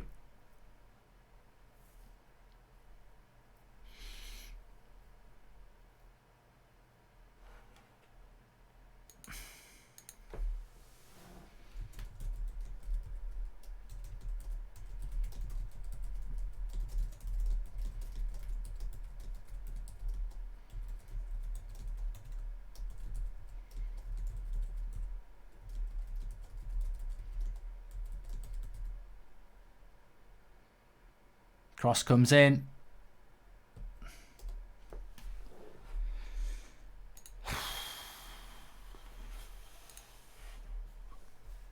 Not again. Not again. I'm talking about De Gea again. Sorry, yeah. I'm going to try and be quiet. At least till half time, which is only 2 minutes away. They've got to get rid of... I think they've got to get rid of VAR. Here's Fred on the attack. Into Rashford. Into McTominay. Get a shot off, Scott. That's gone wide. He's given the corner. Maybe see Michael Oliver, I think, has given us a lot of decisions today as well. It's not like we can moan about it. What's going on here? Oh no. It's a corner. I thought there was a bit of a fight going on. There was a load of Everton players running around, but I think it was because they had to get back into position for a corner. So Fred's on the corner. Let's see if we can get it anywhere near Harry Maguire this time. He nearly did, but Everton are not going to be any slouches. They're a good team, Everton, at defending the high ball. And that's gone out for a goal kick from Dan James. So we're looking at half-time now. Get Shaw off, says Don. How is it Luke Shaw's fault? Like, I can name you 3 players that should come off before Luke Shaw, but, whatever rocks your boat. They've just shown it back. It's such a foul. It's such a foul on De Gea. I cannot get my head around it. He leads with his arm.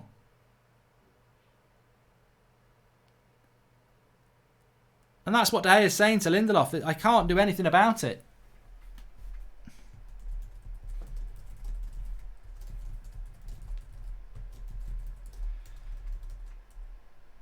But at that point in time, Everton were asking the questions, and United haven't responded to those questions so far.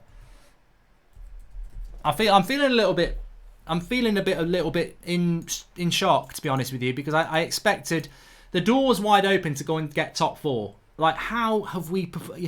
As I just said on Twitter, even if we turn this around, even if we turn this game around in the second half, there still needs to be questions asked about how we have put a 45-minute performance in like that. Again, he's going to have to kick him up the arse at the second half, isn't he? And that's not acceptable. We've got to start getting older games from the off. And there's a nice little ball in there for Lingard. I don't think he's going to get there because he's not that quick, and Yerry Mina gets across.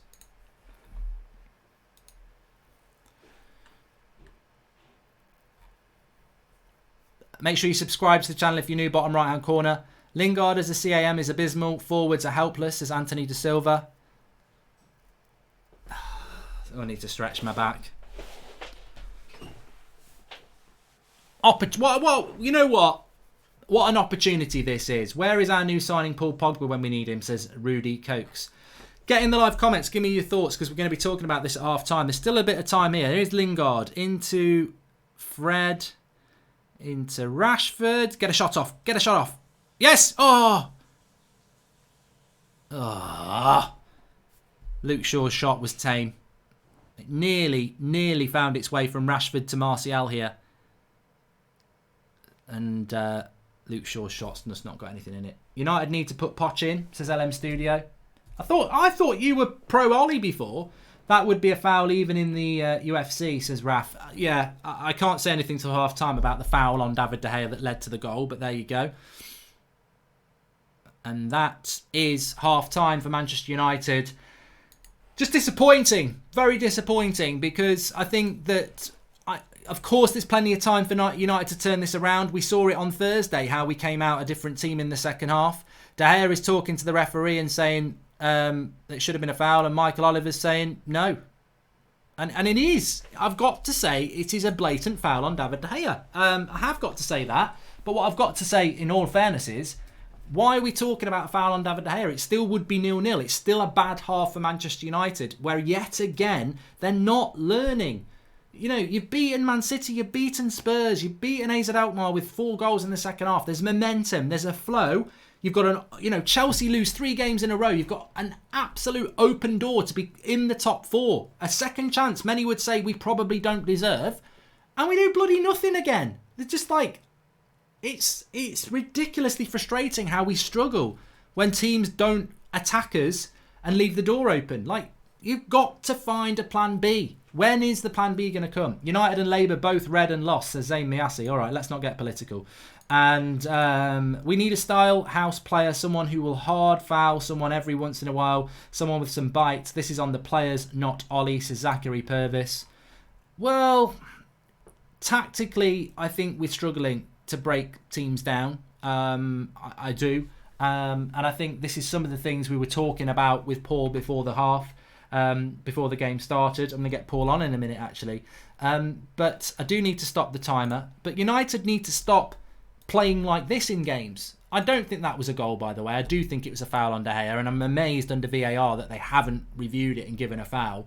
But let's take that away because it's happened. It still would be 0-0, and it's still not good enough from United. We had a couple of shots from Rashford and Dan James, 2 shots in a minute, both went wide. I mean, to be fair, to score would have been great. Lingard in the first minutes should have scored. I don't know whether it was offside or not, but he should have scored. But apart from that, there's not been that gilt-edged chance. And Everton, when they scored, were building more opportunities. And Joe Holdway says, foul or not, it's shocking mistake by Shaw and De Gea, says Joe. And this is our chance to go top 4, and we're already looking like we're going to blow it, says Jimbo74. Glenny X Nobby says, Luke Shaw been absolute crap today. Need a new left-back that goes past the halfway line. But, you know, Wan-Bissaka's not gone past the halfway line either. I said that, you know, let's be even-handed here. We were talking about this halfway through the first half, and people were saying the fullbacks aren't pushing forward enough, and you're right. But Luke Shaw has actually got some crosses into the box. I can't remember Wan-Bissaka overlapping once. And he hasn't actually got anybody. He's playing against Bernard, who ain't fast and is tiny. Like, you know, Wan-Bissaka should be pushing on more. So, yeah, the fullbacks haven't done their bit, to be honest with you. Charles Crane says, I've been Ollie out for a while now and I was battered by my friends after the last 2 games. This is what I see out of Ollie, says Charles Crane. What I wanted to say, though, is that regardless of what happens with this game, we've got to say that even if we come out and win the second half, you've still got to scrutinise the first half and say, why? Why? All week, United fans have been saying, this game's huge. This is the chance for the players to prove to the fans that they get it. You can get yourself up for Mourinho, you can get yourself up for Pep, but can you get yourself up for Everton at home? The game you should win.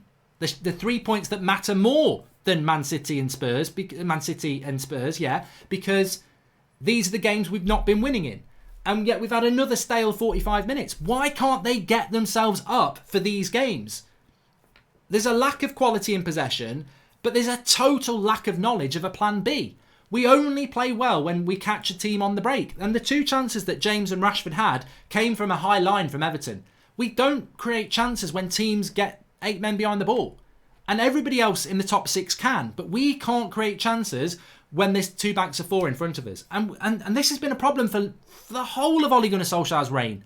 We've got to find a way to create chances when teams sit back. We're terrible at it. And it doesn't mean this game's gone. It can't be gone. We've got to find a way to win this game. We cannot be sat here on 90 minutes saying we've drawn or lost. We can't. Because we go back to where we were before Spurs. And none of us want to do that. We want to get back to where we were. We want to get back to where we were before kickoff with optimism and hope. It totally disintegrates if we don't win today because we've learned nothing. Lingard wouldn't get in Everton's lineup, says White Owl. Well, in relation to Lingard, look, it's a touchy subject at the moment because it's his birthday and everything else that's going on around him. He's had another poor performance, but so does Pereira and so does Mata. This is a huge problem for Manchester United, and I would rather say this. United have got to buy in January and they've got to get an attacking midfielder in because we haven't got anybody in that position.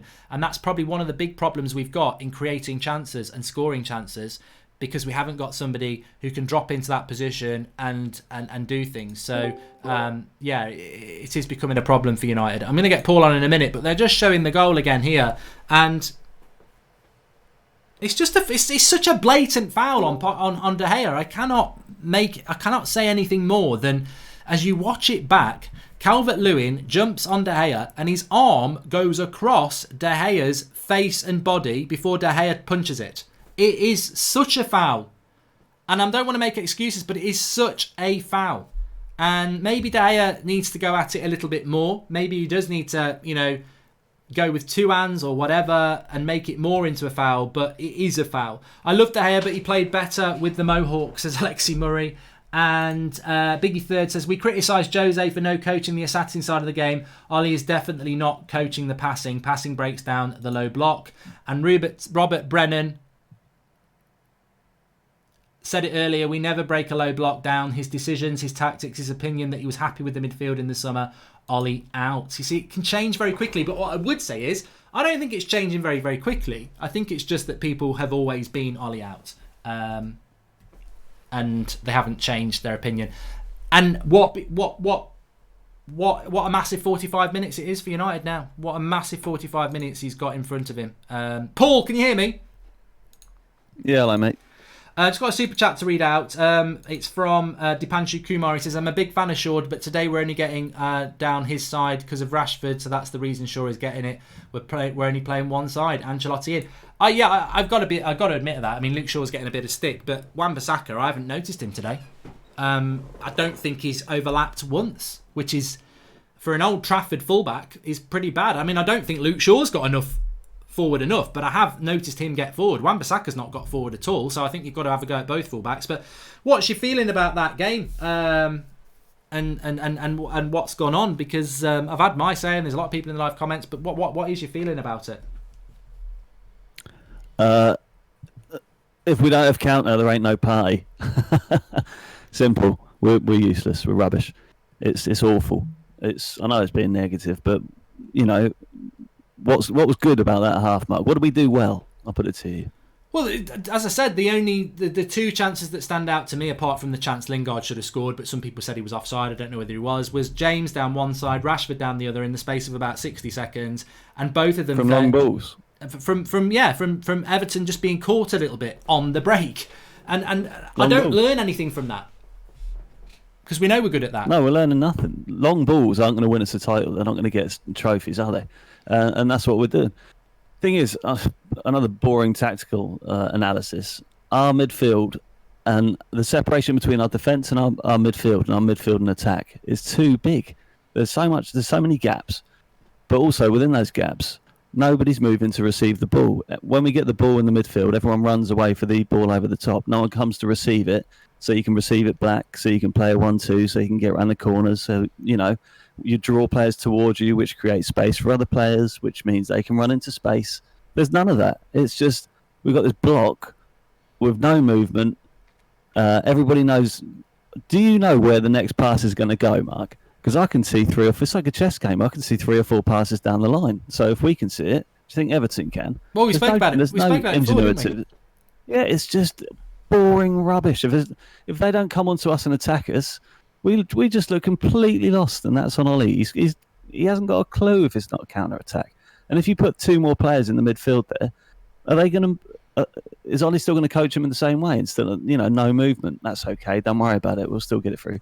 It's just we're back to default. Well, Georgie's just messaged me, and he said the players are inconsistent and too comfortable under Olli, and I think there's a lot of truth in that. All we ever hear about is that the players love Olli, and there's just no accountability in that team. You can see it. There's no fear. Right. I cannot understand the biggest thing, and we spoke about this before the game, and Duncan Sell says, I hate corners so much, we can't attack or defend them, and never a truer word spoken. And David Tapgun says, I came in late into the game, thought we had a 2-man midfield against and the game, then googled formation and found out we had an attacking midfielder.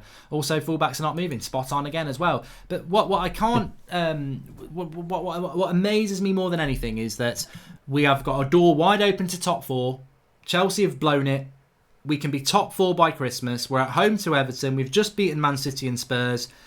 We've lost to Palace at home. We've lost to Newcastle, West Ham. We've drawn to Villa at home. We've had all the warnings in the world. We've suddenly had a boost, and we're right back to those warnings again. We've learned nothing in that 45 minutes, and that, I tell you what, if we don't get a win today, we've learned nothing, and we're back where we were. And I agree, something's got to change. Whether it's clearing the house with the players, spending 600 million, or maybe looking at another coach or whatever. Today was the opportunity to show that we've learnt. And if we learned nothing, you may as well change it. Yeah, I know. I get all this optimism coming up to match day. I'm like an Etch-a-Sketch, Mark. After a loss during the week, I get shaken. And by the time I get back to the match day, I'm super positive again and waiting for some things to change. And when they don't change, I just slump back into my negative vibe, which is kind of what I've been doing. But what you've been reading out in the live comments is correct as well. There's no overlapping by the fullbacks. So how are we going to get into space down the wing? Look, do you know what? Luke Shaw's run. He's overlapped a few times. He doesn't get found. Lingard's not moving. He doesn't receive the ball well enough.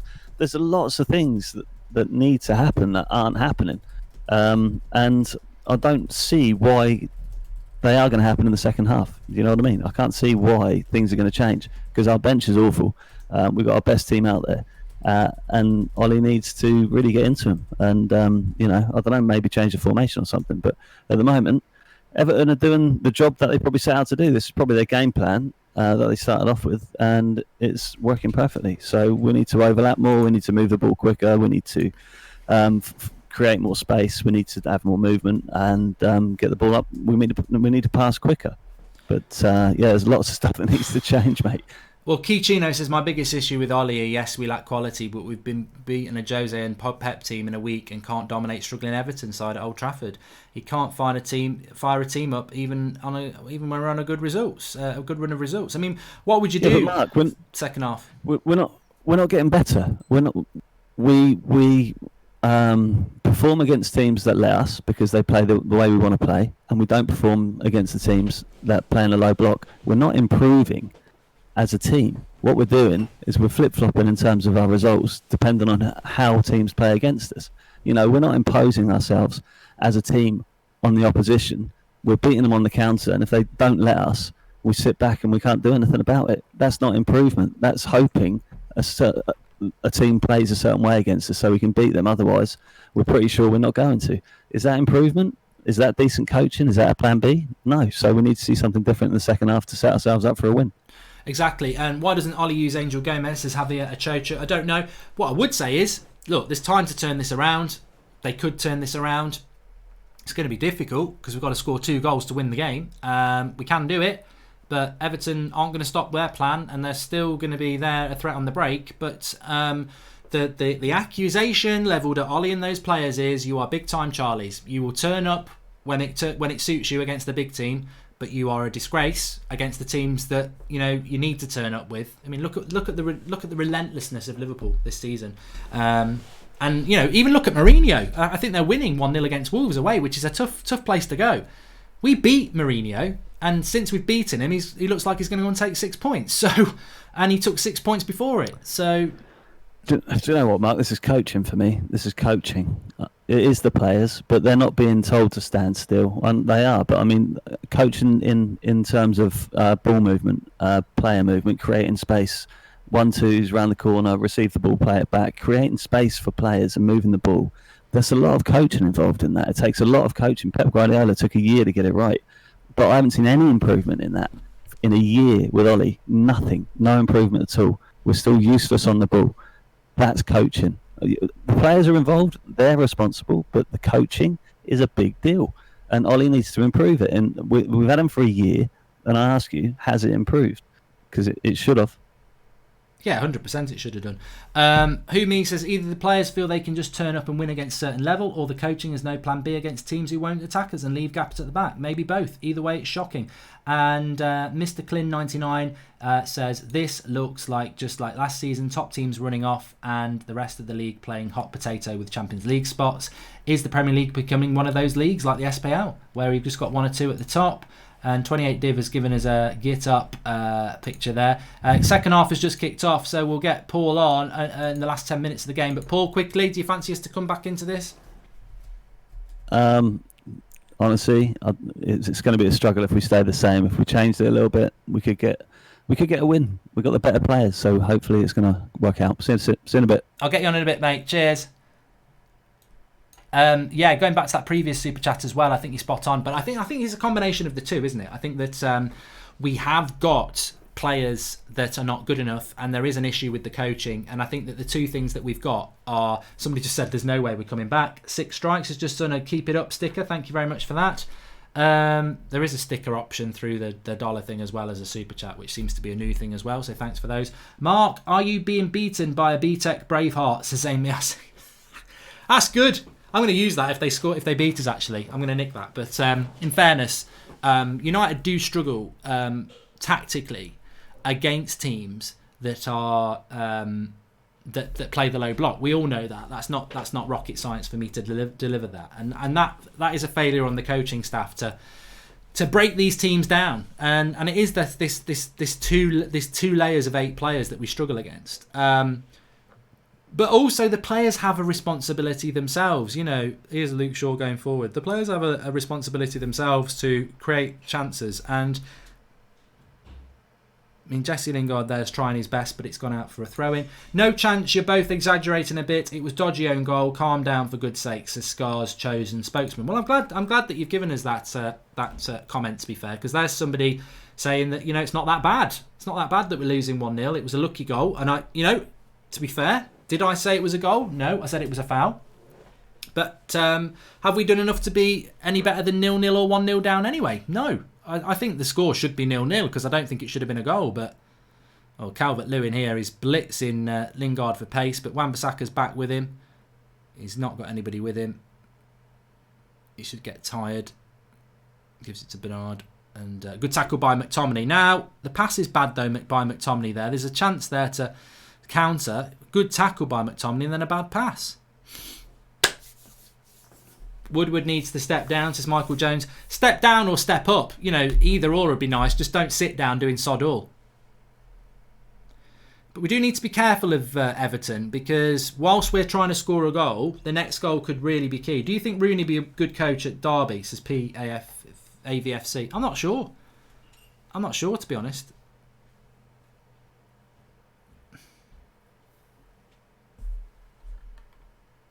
Amos Adamson says, you all want to come back in the game, sub Jesse for Mason. Well, it is an option. I didn't say what I would have done at half-time, actually. I'd give this lot 10 minutes.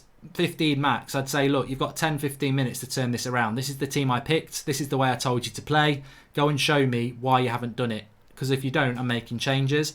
And if after 15 minutes we haven't made any progress in the game, then I think you've got to take Lingard off. I mean, the trouble is, you take Lingard off, you've got Pereira and Mata, and that might not improve. So I know Lingard's not been that good, but Pereira and Mata might not improve it. I would look to find a way to get Mason Greenwood on the pitch. Maybe put Greenwood where Lingard is. Maybe put Rashford where Lingard is. But, I mean, he scored 2 goals out of nothing, really. So I would look to play him, to be fair. Now, this is better from United because Wan-Bissaka is the first time I've seen Wan-Bissaka in our own half. He's got an opportunity to put a cross in. He's not going to take it. Yes, he is. No, he's not. Yes, he is. It's a good cross. Fred. Ooh, better. But you see, that's what happens. I think the fullbacks, we all spoken about that. The fullbacks have got to get forward. Mark, our coaching staff seriously lack ingenuity.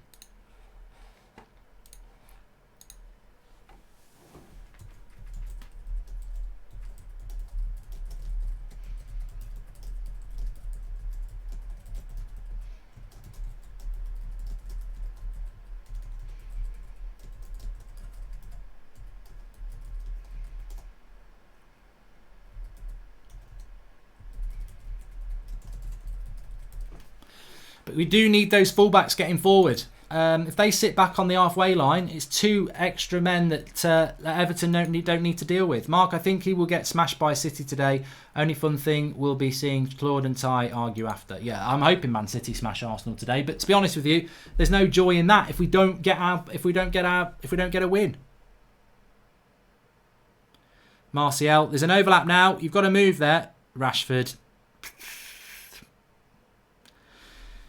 To be fair, Rashford can hit it from there. I understand why he has hit it. When you miss it like that, it makes you look a bit of a prat. But, you know, the space opened up for him a little bit. He did have Luke Shaw on the overlap, and I think that just, you know, he could have slipped Luke Shaw in there, but he's fancied the shot, and it's gone.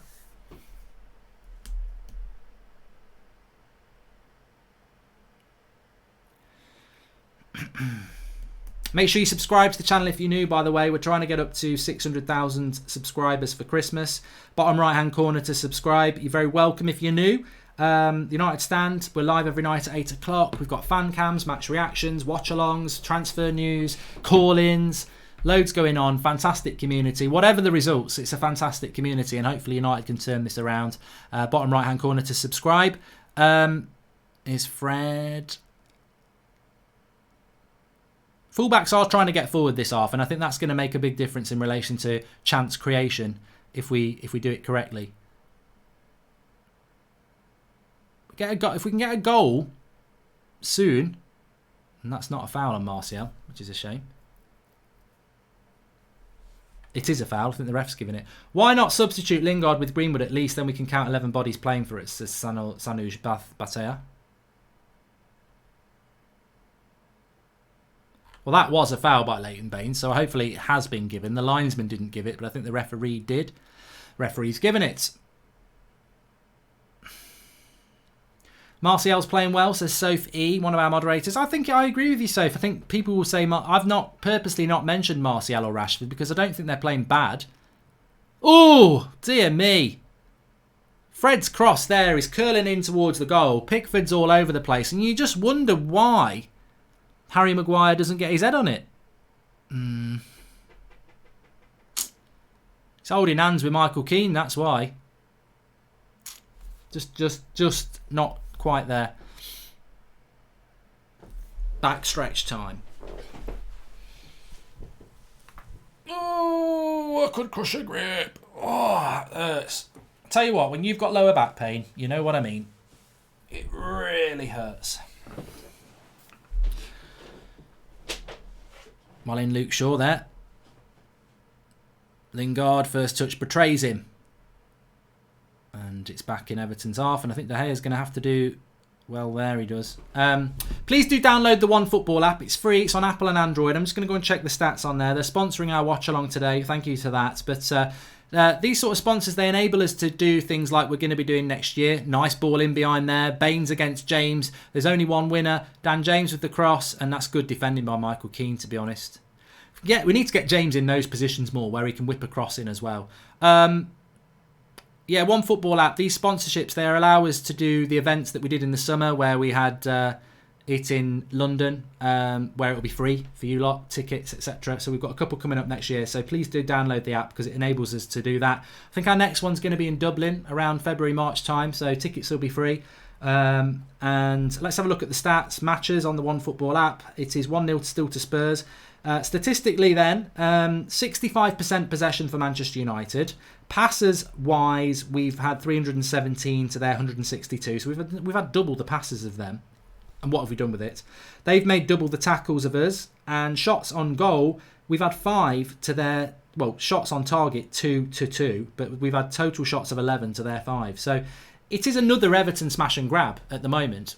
Martial is offside.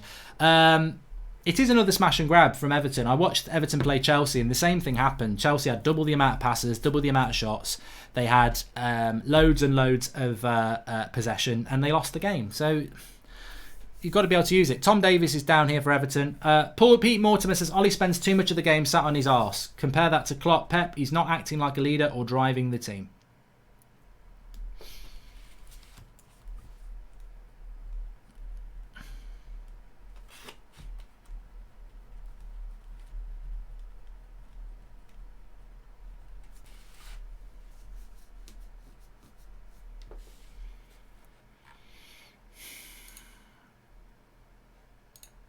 Southpaw of Sports says, any idea where in America, if you're taking votes, I say Chicago. No, I've got no idea yet. I'd like to go to Chicago. I would like to go to Chicago. It's where they set Batman, isn't it?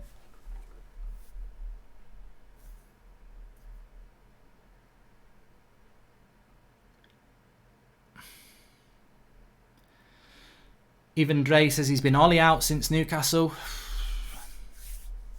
I always say wait till the 90th minute for all those sort of things, to be honest with you, because football can change very, very quickly. We saw it at half-time.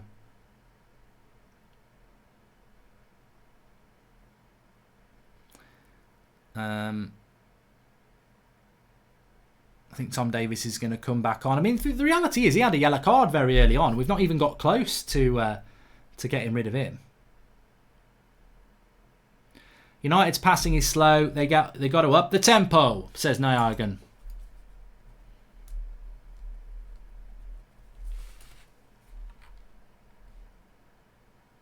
Regardless of result, this is not progression, says Paul Robinson. Wonder how many Seagull United kills with those shots on goal, says Raymond Larson. Yeah, I would say that I hope United can win this game because I think 3 points are what today's about.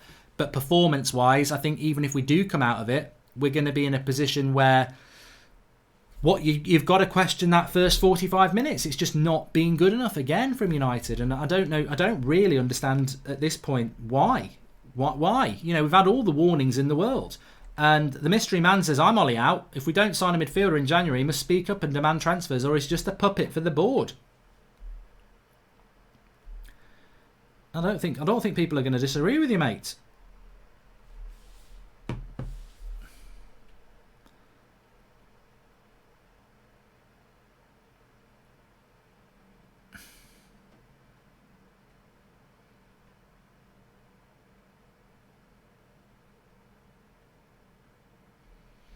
Bit of shouting from United here. I don't know what they're on about. Well, Yerry Mina goes down looking for a penalty there from Harry Maguire. Ben Davies is a little bit late on Rashford. Not Ben Davies. Davies for Everton's a little bit late on Rashford there. I'm not too sure. Richarlison's just blasted the ball into the stands, that's why. And he has been booked for it.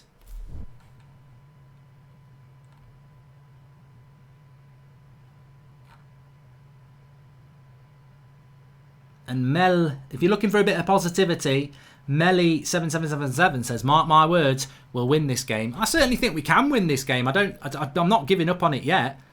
But I will be very critical of the first hour. It's just not been good enough. But we're at Old Trafford with half an hour to go, attacking the Stretford end. I've seen us do it time and time again. Got a corner here. I'm not moving away from anything. I expect Manchester United to win this game of football. We've all, You can't not. You can't beat Spurs and Man City and then not beat Everton. This is what today's all about. I don't think we're going to get the good performance, the momentum that we wanted, but if we're not going to get that, we've got to get the win.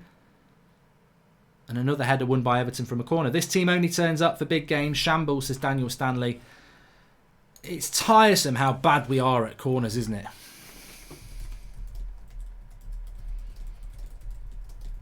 There's another chance for Dan James to whip a cross in. Harry Maguire. Oh, I thought for a moment.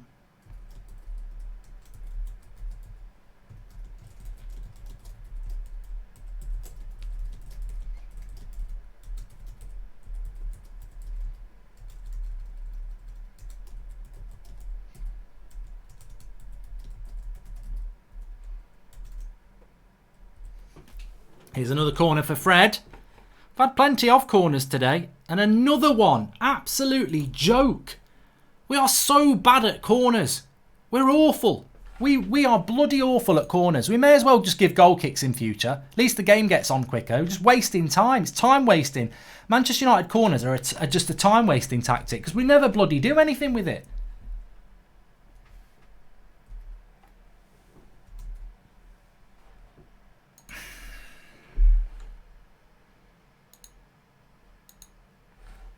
I thought when we bought Harry Maguire, we're going to be good at corners. No. Sam Ameson says the coaching staff need to remind these players who they're playing for and for how long a game of football is. Good point. I used to be mad at you for sitting on the fence on Ollie until I realised I too have never said Ollie out, even though I am his loudest critic, says Biggie Third. Yeah, well, look, to be honest with you, in relation to Ollie out, there's still half an hour to go in this game. And I don't think I've ever said a manager out during a game. I remember us being 2-0 down at Man City. And I remember the live comments were like, Mourinho out, he's bloody useless. And then we won 3-2. Which, to be honest, nobody ever thought we were going to do that. But we did. So football can just change very, very quickly. And this game could change very, very quickly. But what I would say is what I've always said. Long term, I'm not convinced. I don't see the progress. Even if we win this game today, we'll still go, what a win, but there won't be major confidence against Watford and Newcastle and Burnley. We're struggling massively. And if you are Newcastle and you are Watford and you are Burnley and you're watching this game, you've got your game plan already. Just have 2 banks of 4 in front of them and have a bit of pace on the break. And we struggle massively with it. Really, really do. Without Pogba, we don't have any creativity in the midfield. Lingard and Mata are useless. We need to buy a creative centre attacking midfielder, says the mystery man. Well, we're at 60 minutes now. I don't know why the changes haven't been made because I don't really see a massive improvement in this second half. Good shot by Luke Shaw. Dan James. Oh, what a block. Oh, what a block. It was a good shot by Shaw. It fell to Dan James. You felt it wasn't an easy chance, but you felt he was going to score it. And he hasn't. And... oh. Anyone see Lingard, says Bieber. I think he's down at the moment. Luke Shaw with the shot. And Dan James... oh, God. It's not even one of our own players. Dan James blasts it into the face of Lingard. That's why Lingard's down injured. Shot by Shaw, palmed away by Pickford. Dan James is ready to pick his spot. It was going well wide anyway. It was a crap shot by Dan James and it smacked Jesse Lingard in the face. And my channel, my TV channel, has just changed to Peppa Pig. This is a disaster. I've got to go and change it. Why is Peppa Pig on? He shouts ominously. They're not in the living room. Do not. I want to change the channel. Bloody Peppa Pig. Mocking me. Andres Pereira's coming on. You've got to feel it'll be for Jesse Lingard, who's not had the best birthday. Oh no, Mason Greenwood's coming on. And the camera, that's disgusting. That's disgusting from the TV cameras showing the tactics for Manchester United. Bloody ridiculous. Mason Greenwood's coming on anyway. I feel Mason Greenwood could come on and change this game because I feel Mason Greenwood was a little bit unlucky not to start this game. Bernard up against Wan-Bissaka here. Nice little shot off Calvert-Lewin. There we go. That's gone wide. Don't worry about that. Best thing James has done all day is get Lingard off, says the mystery man. I don't think he is coming off, is he? And Negaigan says Ollie is 1-0 down and still doesn't want to bring on Greenwood yet at the 60th mark. Why, Ollie? Why give a good game then a bad game? Why? I feel so angry. Sean Atwood says we need to go 4-2-2-2 or 4-2-4 to get Greenwood on. We don't need a number 10. Our passing has been disgraceful. Yeah, I think you're very, very, very right. We've not really played with a number 10 today, have we? And to be honest, we've not really played with one all season. I'm not even going to just highlight Lingard. He's not been great today, but Pereira, Mata, they've tried that role. They've not been that good either. I'm not back. Sorry, I sat down and realised I wasn't back. I had to go and change the channel because Peppa Pig appeared on the TV and I don't know why. Fellaini time. Well, you know what? I'm so pleased that Ollie sold Fellaini, but we're so bad. Chucking Fellaini on in a game like this wouldn't be a bad idea, just going long ball, because we don't seem to be able to cause them any problems. And to be honest with you, it's quite an equal second half. We could get the equaliser, but they could get the second goal as well. And you expect more from United when they're 1-0 down at Old Trafford to be playing more than a 50-50 game. And it has been 50-50. And that's the scariest thing. We've not done enough in this game.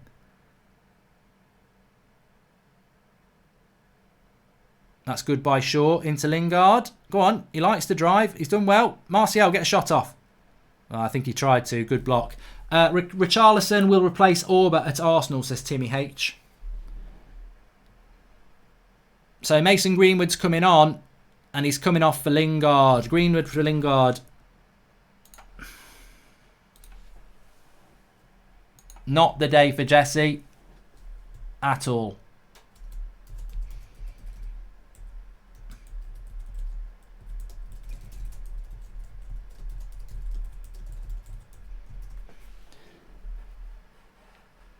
Well, hopefully he can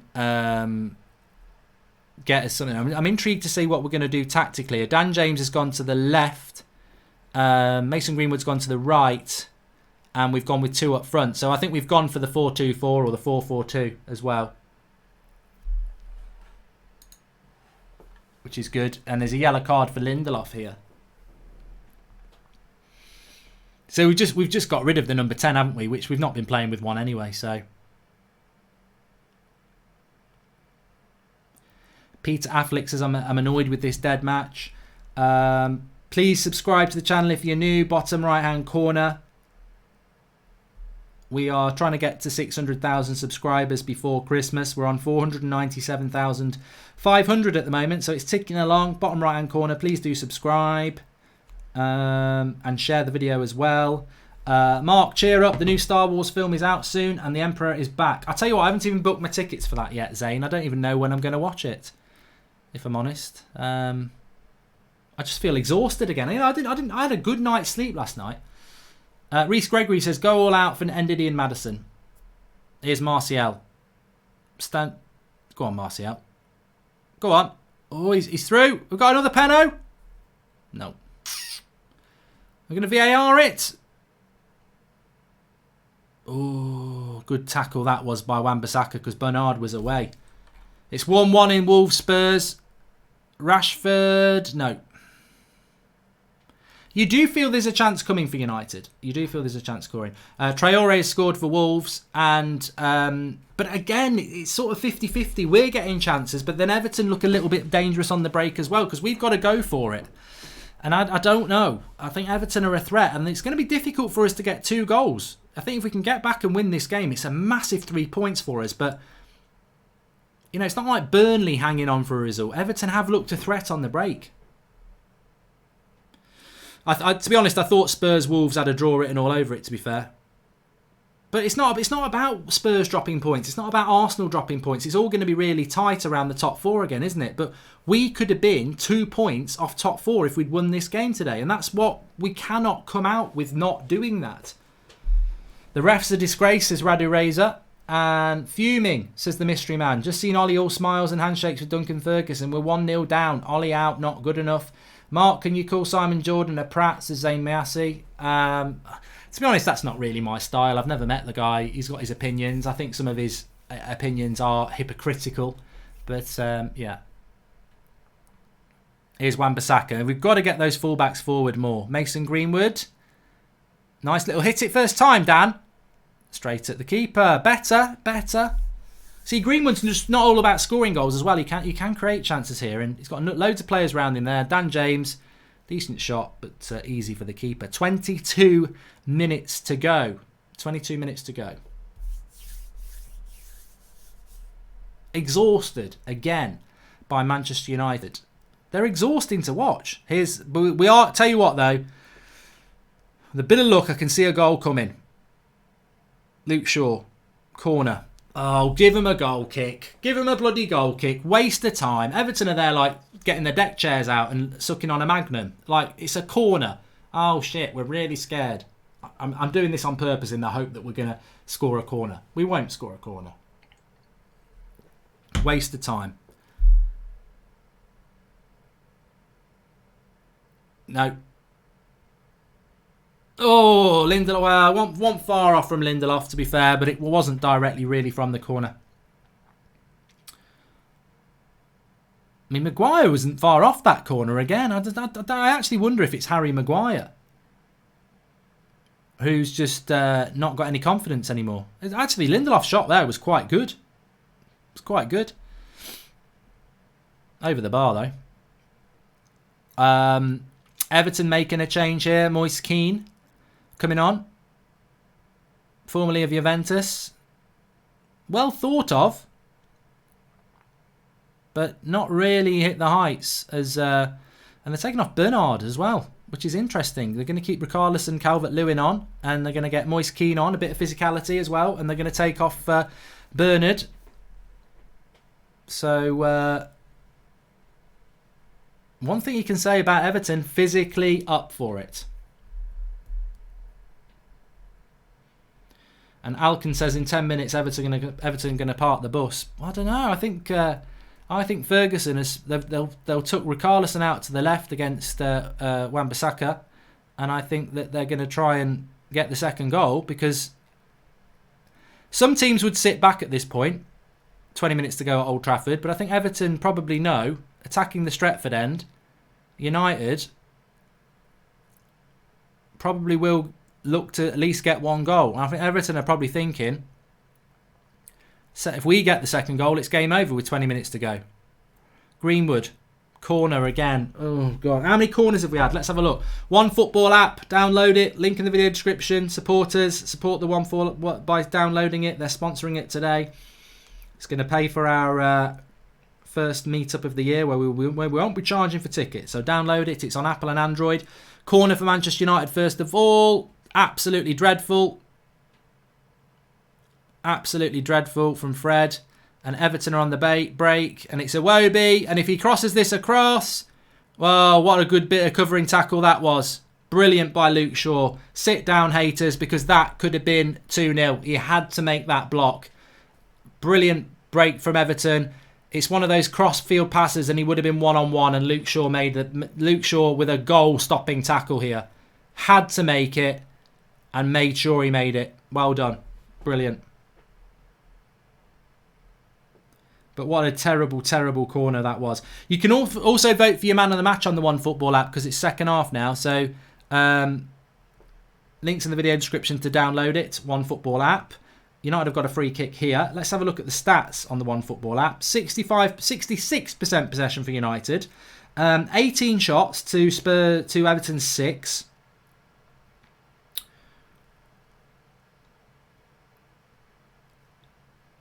Total passes, nearly 400 for United. Wan-Bissaka here. Oh, and only 200 for Everton. So we've had double the passes. Corners, we've had 5, they've had 4. I thought we'd had a lot more than that, actually. Do download it, though. It's in there. And you can vote for your man of the match, which I'm going to wait for a few minutes to do that. I feel like we're missing Herrera rifling up the opposition and being a prick, says Red Baron. Yep. And Mark, it's the battle of the Portuguese with Nuno against Jose. What do you think of Nuno at United? Come on, Wolves, beat the pub team. Well, I've only ever thought about Nuno going to Arsenal, and I don't know whether he'd be a good addition for Arsenal, because the way he plays football is quite, it's quite defensive, isn't it? it's quite defensive in the way that he hits teams on the break. And I don't know whether Arsenal or United fans would like that. It's basically what Olli's doing at the moment, though, isn't it? You're right, Mark. Plan B needed. These long balls at the start was of no use, and with no way to break defence, we need a creator and a different kind of scorer, says Shizan Sundar Singh. Well, Haaland could give us that. We do need a little bit of height, don't we? Not great stats when Olli's conceded first. He's conceded first 12 times, and he's only won 1 from being behind first. So not great, to be honest with you.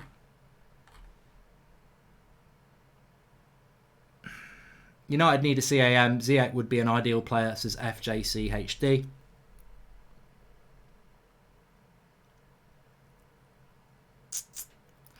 Craig Warby says Haaland is so quick for a striker.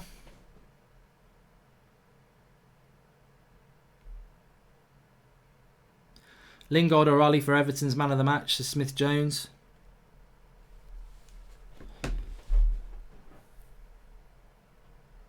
What a tackle that was by Wan-Bissaka there.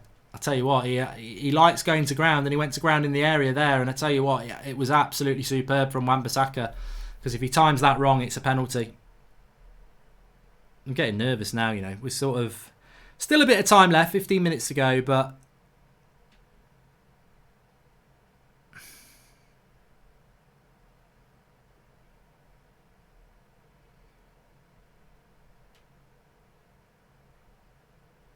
another free kick there. We've had a lot of free kicks in this game. James Birtle says we just need midfielders who can do creative passes. And I think the majority of our players are mentally weak, says Roma Dude. I think they need some psychological classes or SEALs boot camp training courses. It is repetitive, isn't it? I'd agree with you. It's very repetitive how you can, many people predicted it. We knew this game was a problem because we play well against the big teams and we bottle it against the mid-table and bottom teams. But another cross. Pickford punches it away. We don't make the most of our created chances, says Ames Adamson. I don't really feel like we've had many chances in this game. Second half, the only one I can think of was the Shaw shot, and then James blasted it into Lingard's face. Ollie sitting down watching calmly, doing his like the captain of the Titanic. We're going nowhere, says the mystery man. I love United losing, says Lee Wan. United need a new midfielder that is a strong creative, says Darren Quinn. Harry Maguire's staying up at the moment. Welcome to David Fever, the latest member of the United Stand Members Club. McTominay. See, this is where United need to create chances from. When Everton have got 8 players back and we're right on the edge of their box, you've got to create chances from positions like this. And then again, shot off, but it's got no power from Dan James, and it's straight into Pickford's arms.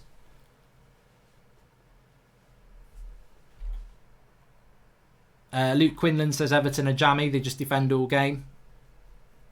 Yeah, but it's not that we didn't know this was going to happen. A little bit of scouting tells you this is going to happen. You've got to find ways to beat them. Everton do concede goals. Although under Duncan Ferguson, they haven't, have they? Or did Chelsea score late on last week? I think they did, didn't they? 2-1 was it? Or was it 2-0? I can't remember.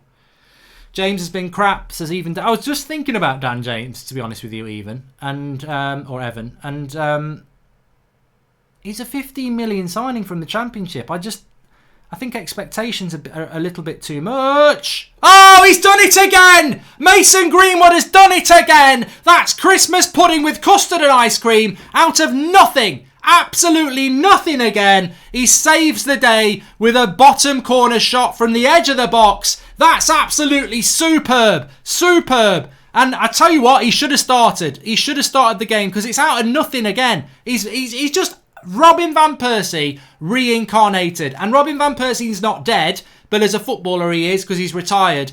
There's nothing there. There's nothing going on. There's no right to do what he does. And yet again, he finds the bottom corner with that wonderful left foot. Get the emoji banging. It's 1-1. It's Mason Greenwood. And that's get out of jail. Get out of jail. And now Ollie's got up. 1-1. Rescued by a teenager. Told you, Mark, says Ames Adamson. 1-1 Manchester United. inspiring stuff from Mason Greenwood. And Manchester United, I tell you what, if we can get a win now, I don't really give a shit about how we've played, because we'd have a massive opportunity of getting top 4. But what a player we've got in Mason Greenwood. We've got another free kick here now. 1-1 Manchester United, Everton. Dan James with the assist. Yeah, he played the pass.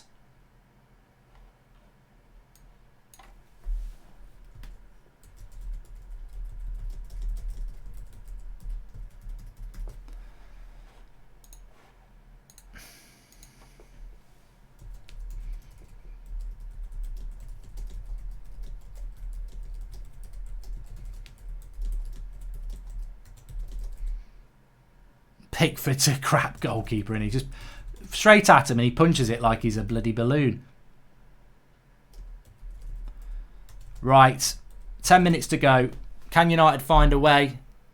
Goal kick. 10 minutes to bang on to go. Whew. I think today is just one of those games where if we find a way to win, we find a way to win, don't we?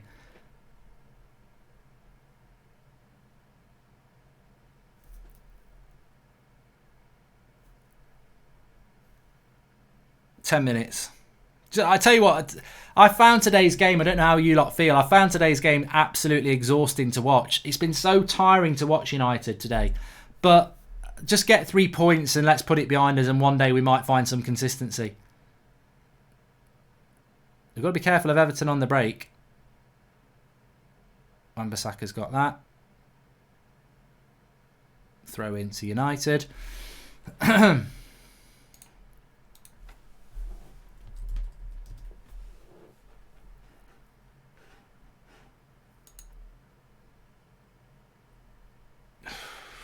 Just get the ball to Greenwood, he'll win it.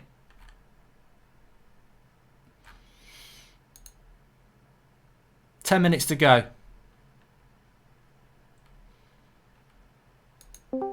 Davies. Oh, Everton on the attack here. Calvert-Lewin.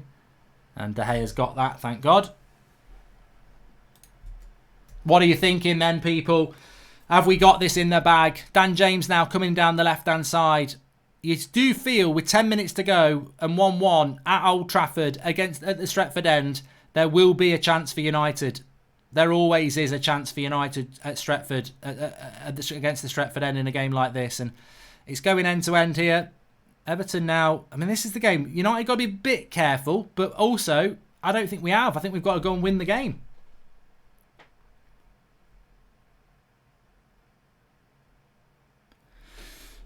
A draw's a crap result. I'm not having a draw. Olli will go, oh, it's a great result. I'm not having a draw. I think a draw is a poor result. And to be honest with you, it's only bloody Greenwood. Daniel Brinland says, with how Greenwood is playing recently, Martial's going to have to up his game. It's like United don't want 4th place as each chance we have to play. What's it got to do with Martial? Like, Greenwood's playing off the right hand side. That's where he's getting all his goals.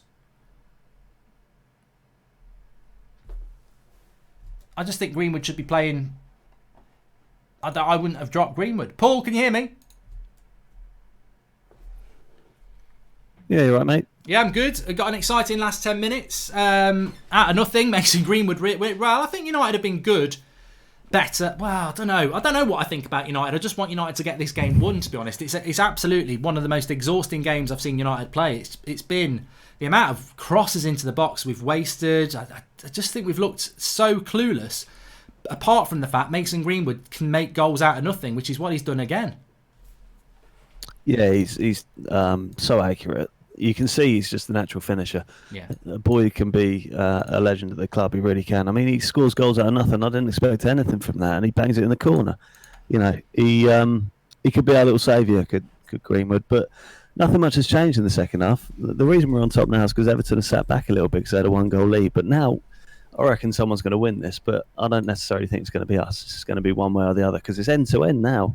Yeah, well, to be honest with you, people will say, "Oh, United should shut up shop," and United should be a little bit more defensively aware. But I think a dross. I've called it a dross already. I think a draw is a dross. It's only slightly better than a loss because we can't afford to draw these games anymore. We've drawn and we've dropped too many points. This is a win.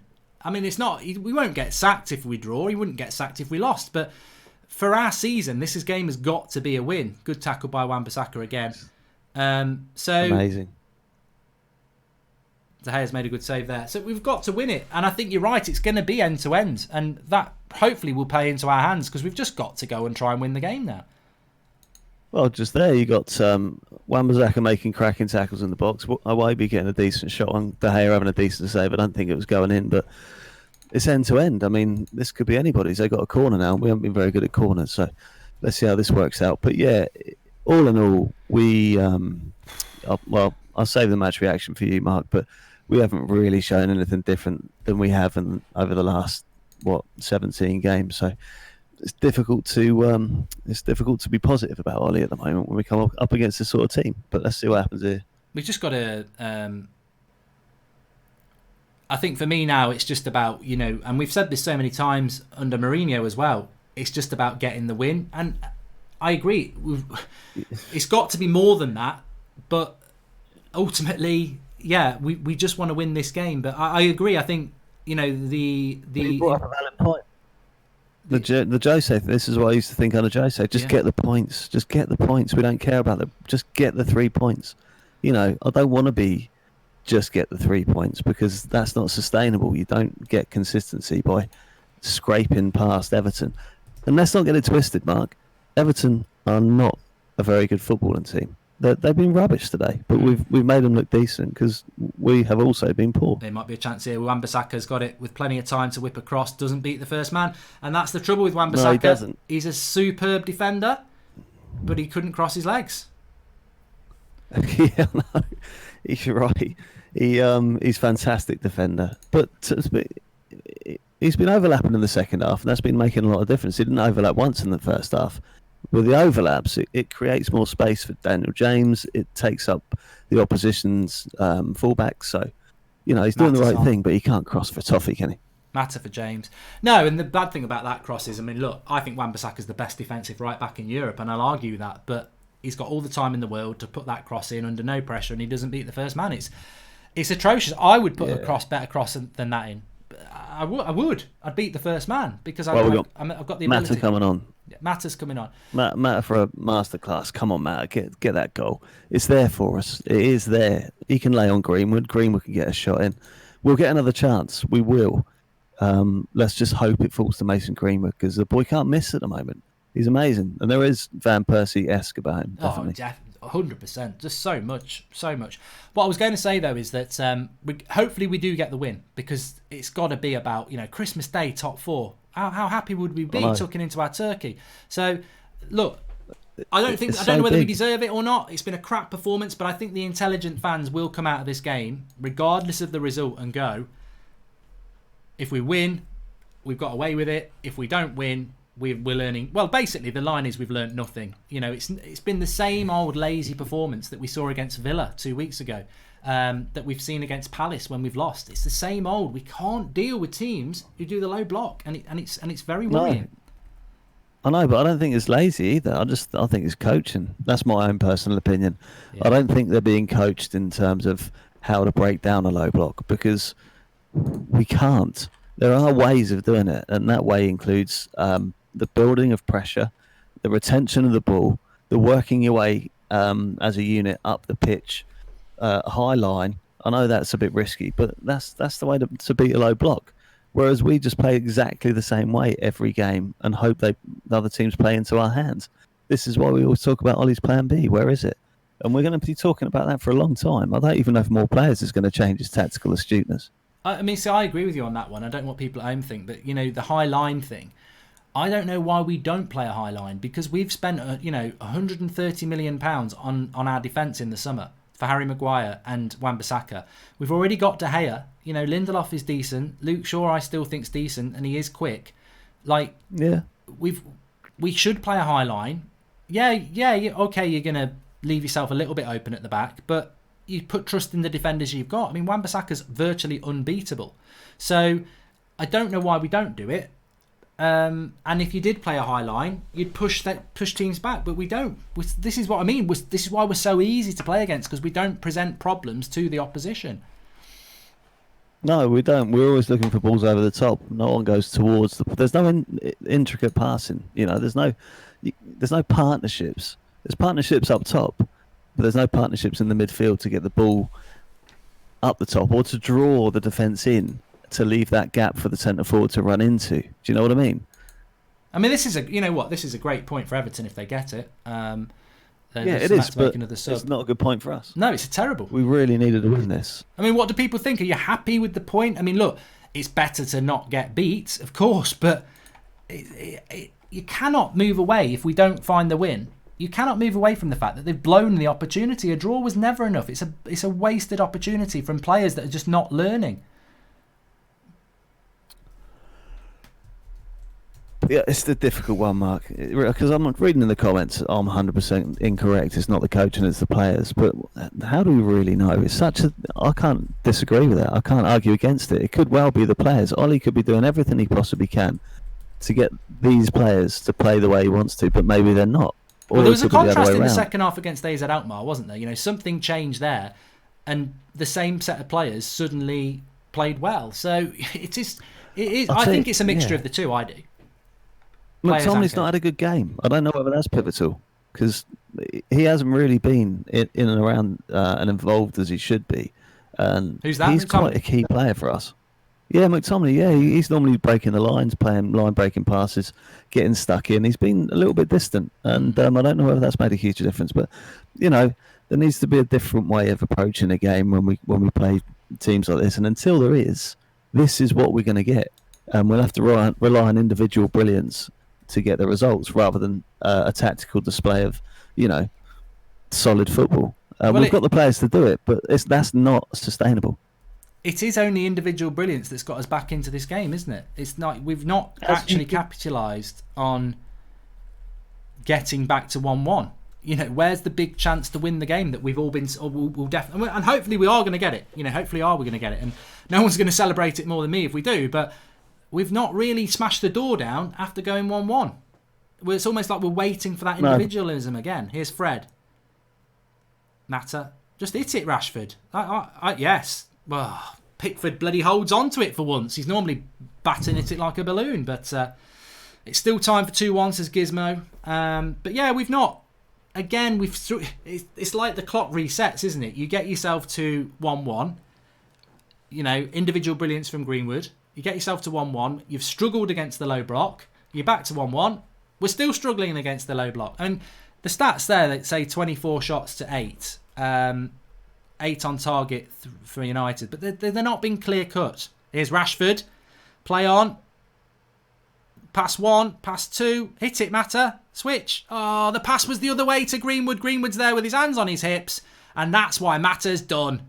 You bloody prat. You've got no pace. All you are is a wizard with a walking stick, and you haven't even spotted the overlap pass there. Mata used to have eyes in the back of his head, not anymore.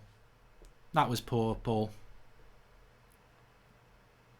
Yeah, it was. That's been a big problem. Decision making. It needs to be better. But I know Lingard got a lot of stick. But to be honest with you, the changes are not. You take Lingard off for Mata, you take Lingard off for Pereira. You're not confident it's going to be improved. Mason Greenwood for me is without doubt the top 3 in United. He comes on or starts and gives everything. He seems to find the net 80% of the time, says Ace. That goal was out of nothing. That goal is the reason we've got a chance to win this with 2 minutes to go, or it's the reason we scrape a point. It's as simple as that. Make sure you download the OneFootball app. It's free. Links in the video description. Just going to give you the vote. You can vote for man of the match. Who would be your man of the match? Just very quickly, Paul, because I can tell you Marcus Rashford's winning it, but for me it's Greenwood. I know he's only been on half an hour, but it's Greenwood. Well, who would you say has performed well in this match? Greenwood, that's it. Yeah, I mean, no one springs out, do they? You can't say he's had a good. Do you know what? Fred's been good. He goes low-key solid at the moment. He moves the ball well. He's always involved. He just keeps it ticking over. But you'd have to say Greenwood, because that goal, just without that, where would we be? statistically then, listen to this, you can download the OneFootball app, please do. They've sponsored us today. 67% possession for United, which is just massive. We've had 24 shots to 8 on target to their 3. We've had 6 corners to 5. I mean, they're a waste of time, let's be honest. We've had 517 passes to their 250. So we've had double the ball that they've had, really. And we're only 1-1 because of a bit of individual brilliance. It's poor, but I said this, Chelsea last week at times, I think first half 80% possession, the same, they had double the amount of passes. Everton still won the game. Possession doesn't win you the game, it's what you do with that possession. You can have 1 shot on goal, win 1-0 against 20 shots on goal. That's the way it works. And we've literally got 30 seconds left to go. Yeah, we. You said it earlier, Mark. We've learnt nothing from this game, unfortunately, apart from what we already knew. Mason Greenwood's an exceptional talent and is going to score a lot of goals for Manchester United. Olli hasn't got a plan B. The guys, Tottenham have scored as well. We've got individual players. Yeah. I saw that Spurs 2-1 up, so that I think they jump above us, do they? Yeah. Yeah. So they'll be top 4. They'll be top 4 if they beat Chelsea next week. Yeah, it's just so disappointing, Mark. It just seems like a step back again. We just seem to be yo-yoing. But these yo-yo results, I'm not seeing a performance level against these sort of teams that is improving, and we've got hope that eventually it's going to click. I just see something which is repetitive. Yep, 1-1. Ollie looking happy. Now let's hope Ollie has some realistic comments after this. Not we played well, but we need to play better, because we didn't, and we do need to play better. Duncan Ferguson celebrating this like he's just won the World Cup, for crying out loud. I know. And look, I'm going to save mine for the match reaction. The link's in the video description. But thanks for coming on, Paul. Really appreciate it. But I treat that as a loss, to be honest. Always a pleasure, mate. Very disappointing, but we got a point. So I'll see you on the match reaction. Yes, mate. Thanks for coming on, and I'll speak to you in a bit. Cheers, buddy. See you in a bit. Cheers, Paul. Thanks to Paul there, and thanks to all our moderators in the live comments. I'm going straight over onto the match reaction. There's not really much more for me to say on here. The link's in the video description. We'll discuss that. Home truths time again, isn't it? I can't lie. I said it before the game. If we don't win this game, we're right back where we were before Spurs, where people were saying and questioning the manager, and that's shit today. That is absolutely terrible. I'm going to save it for the match reaction because I'm really angry, but that's awful. I'll see you on the match reaction, player ratings and all that jazz. Links in the video description as well. I'll see you over there in about 60 seconds time. See you in a minute.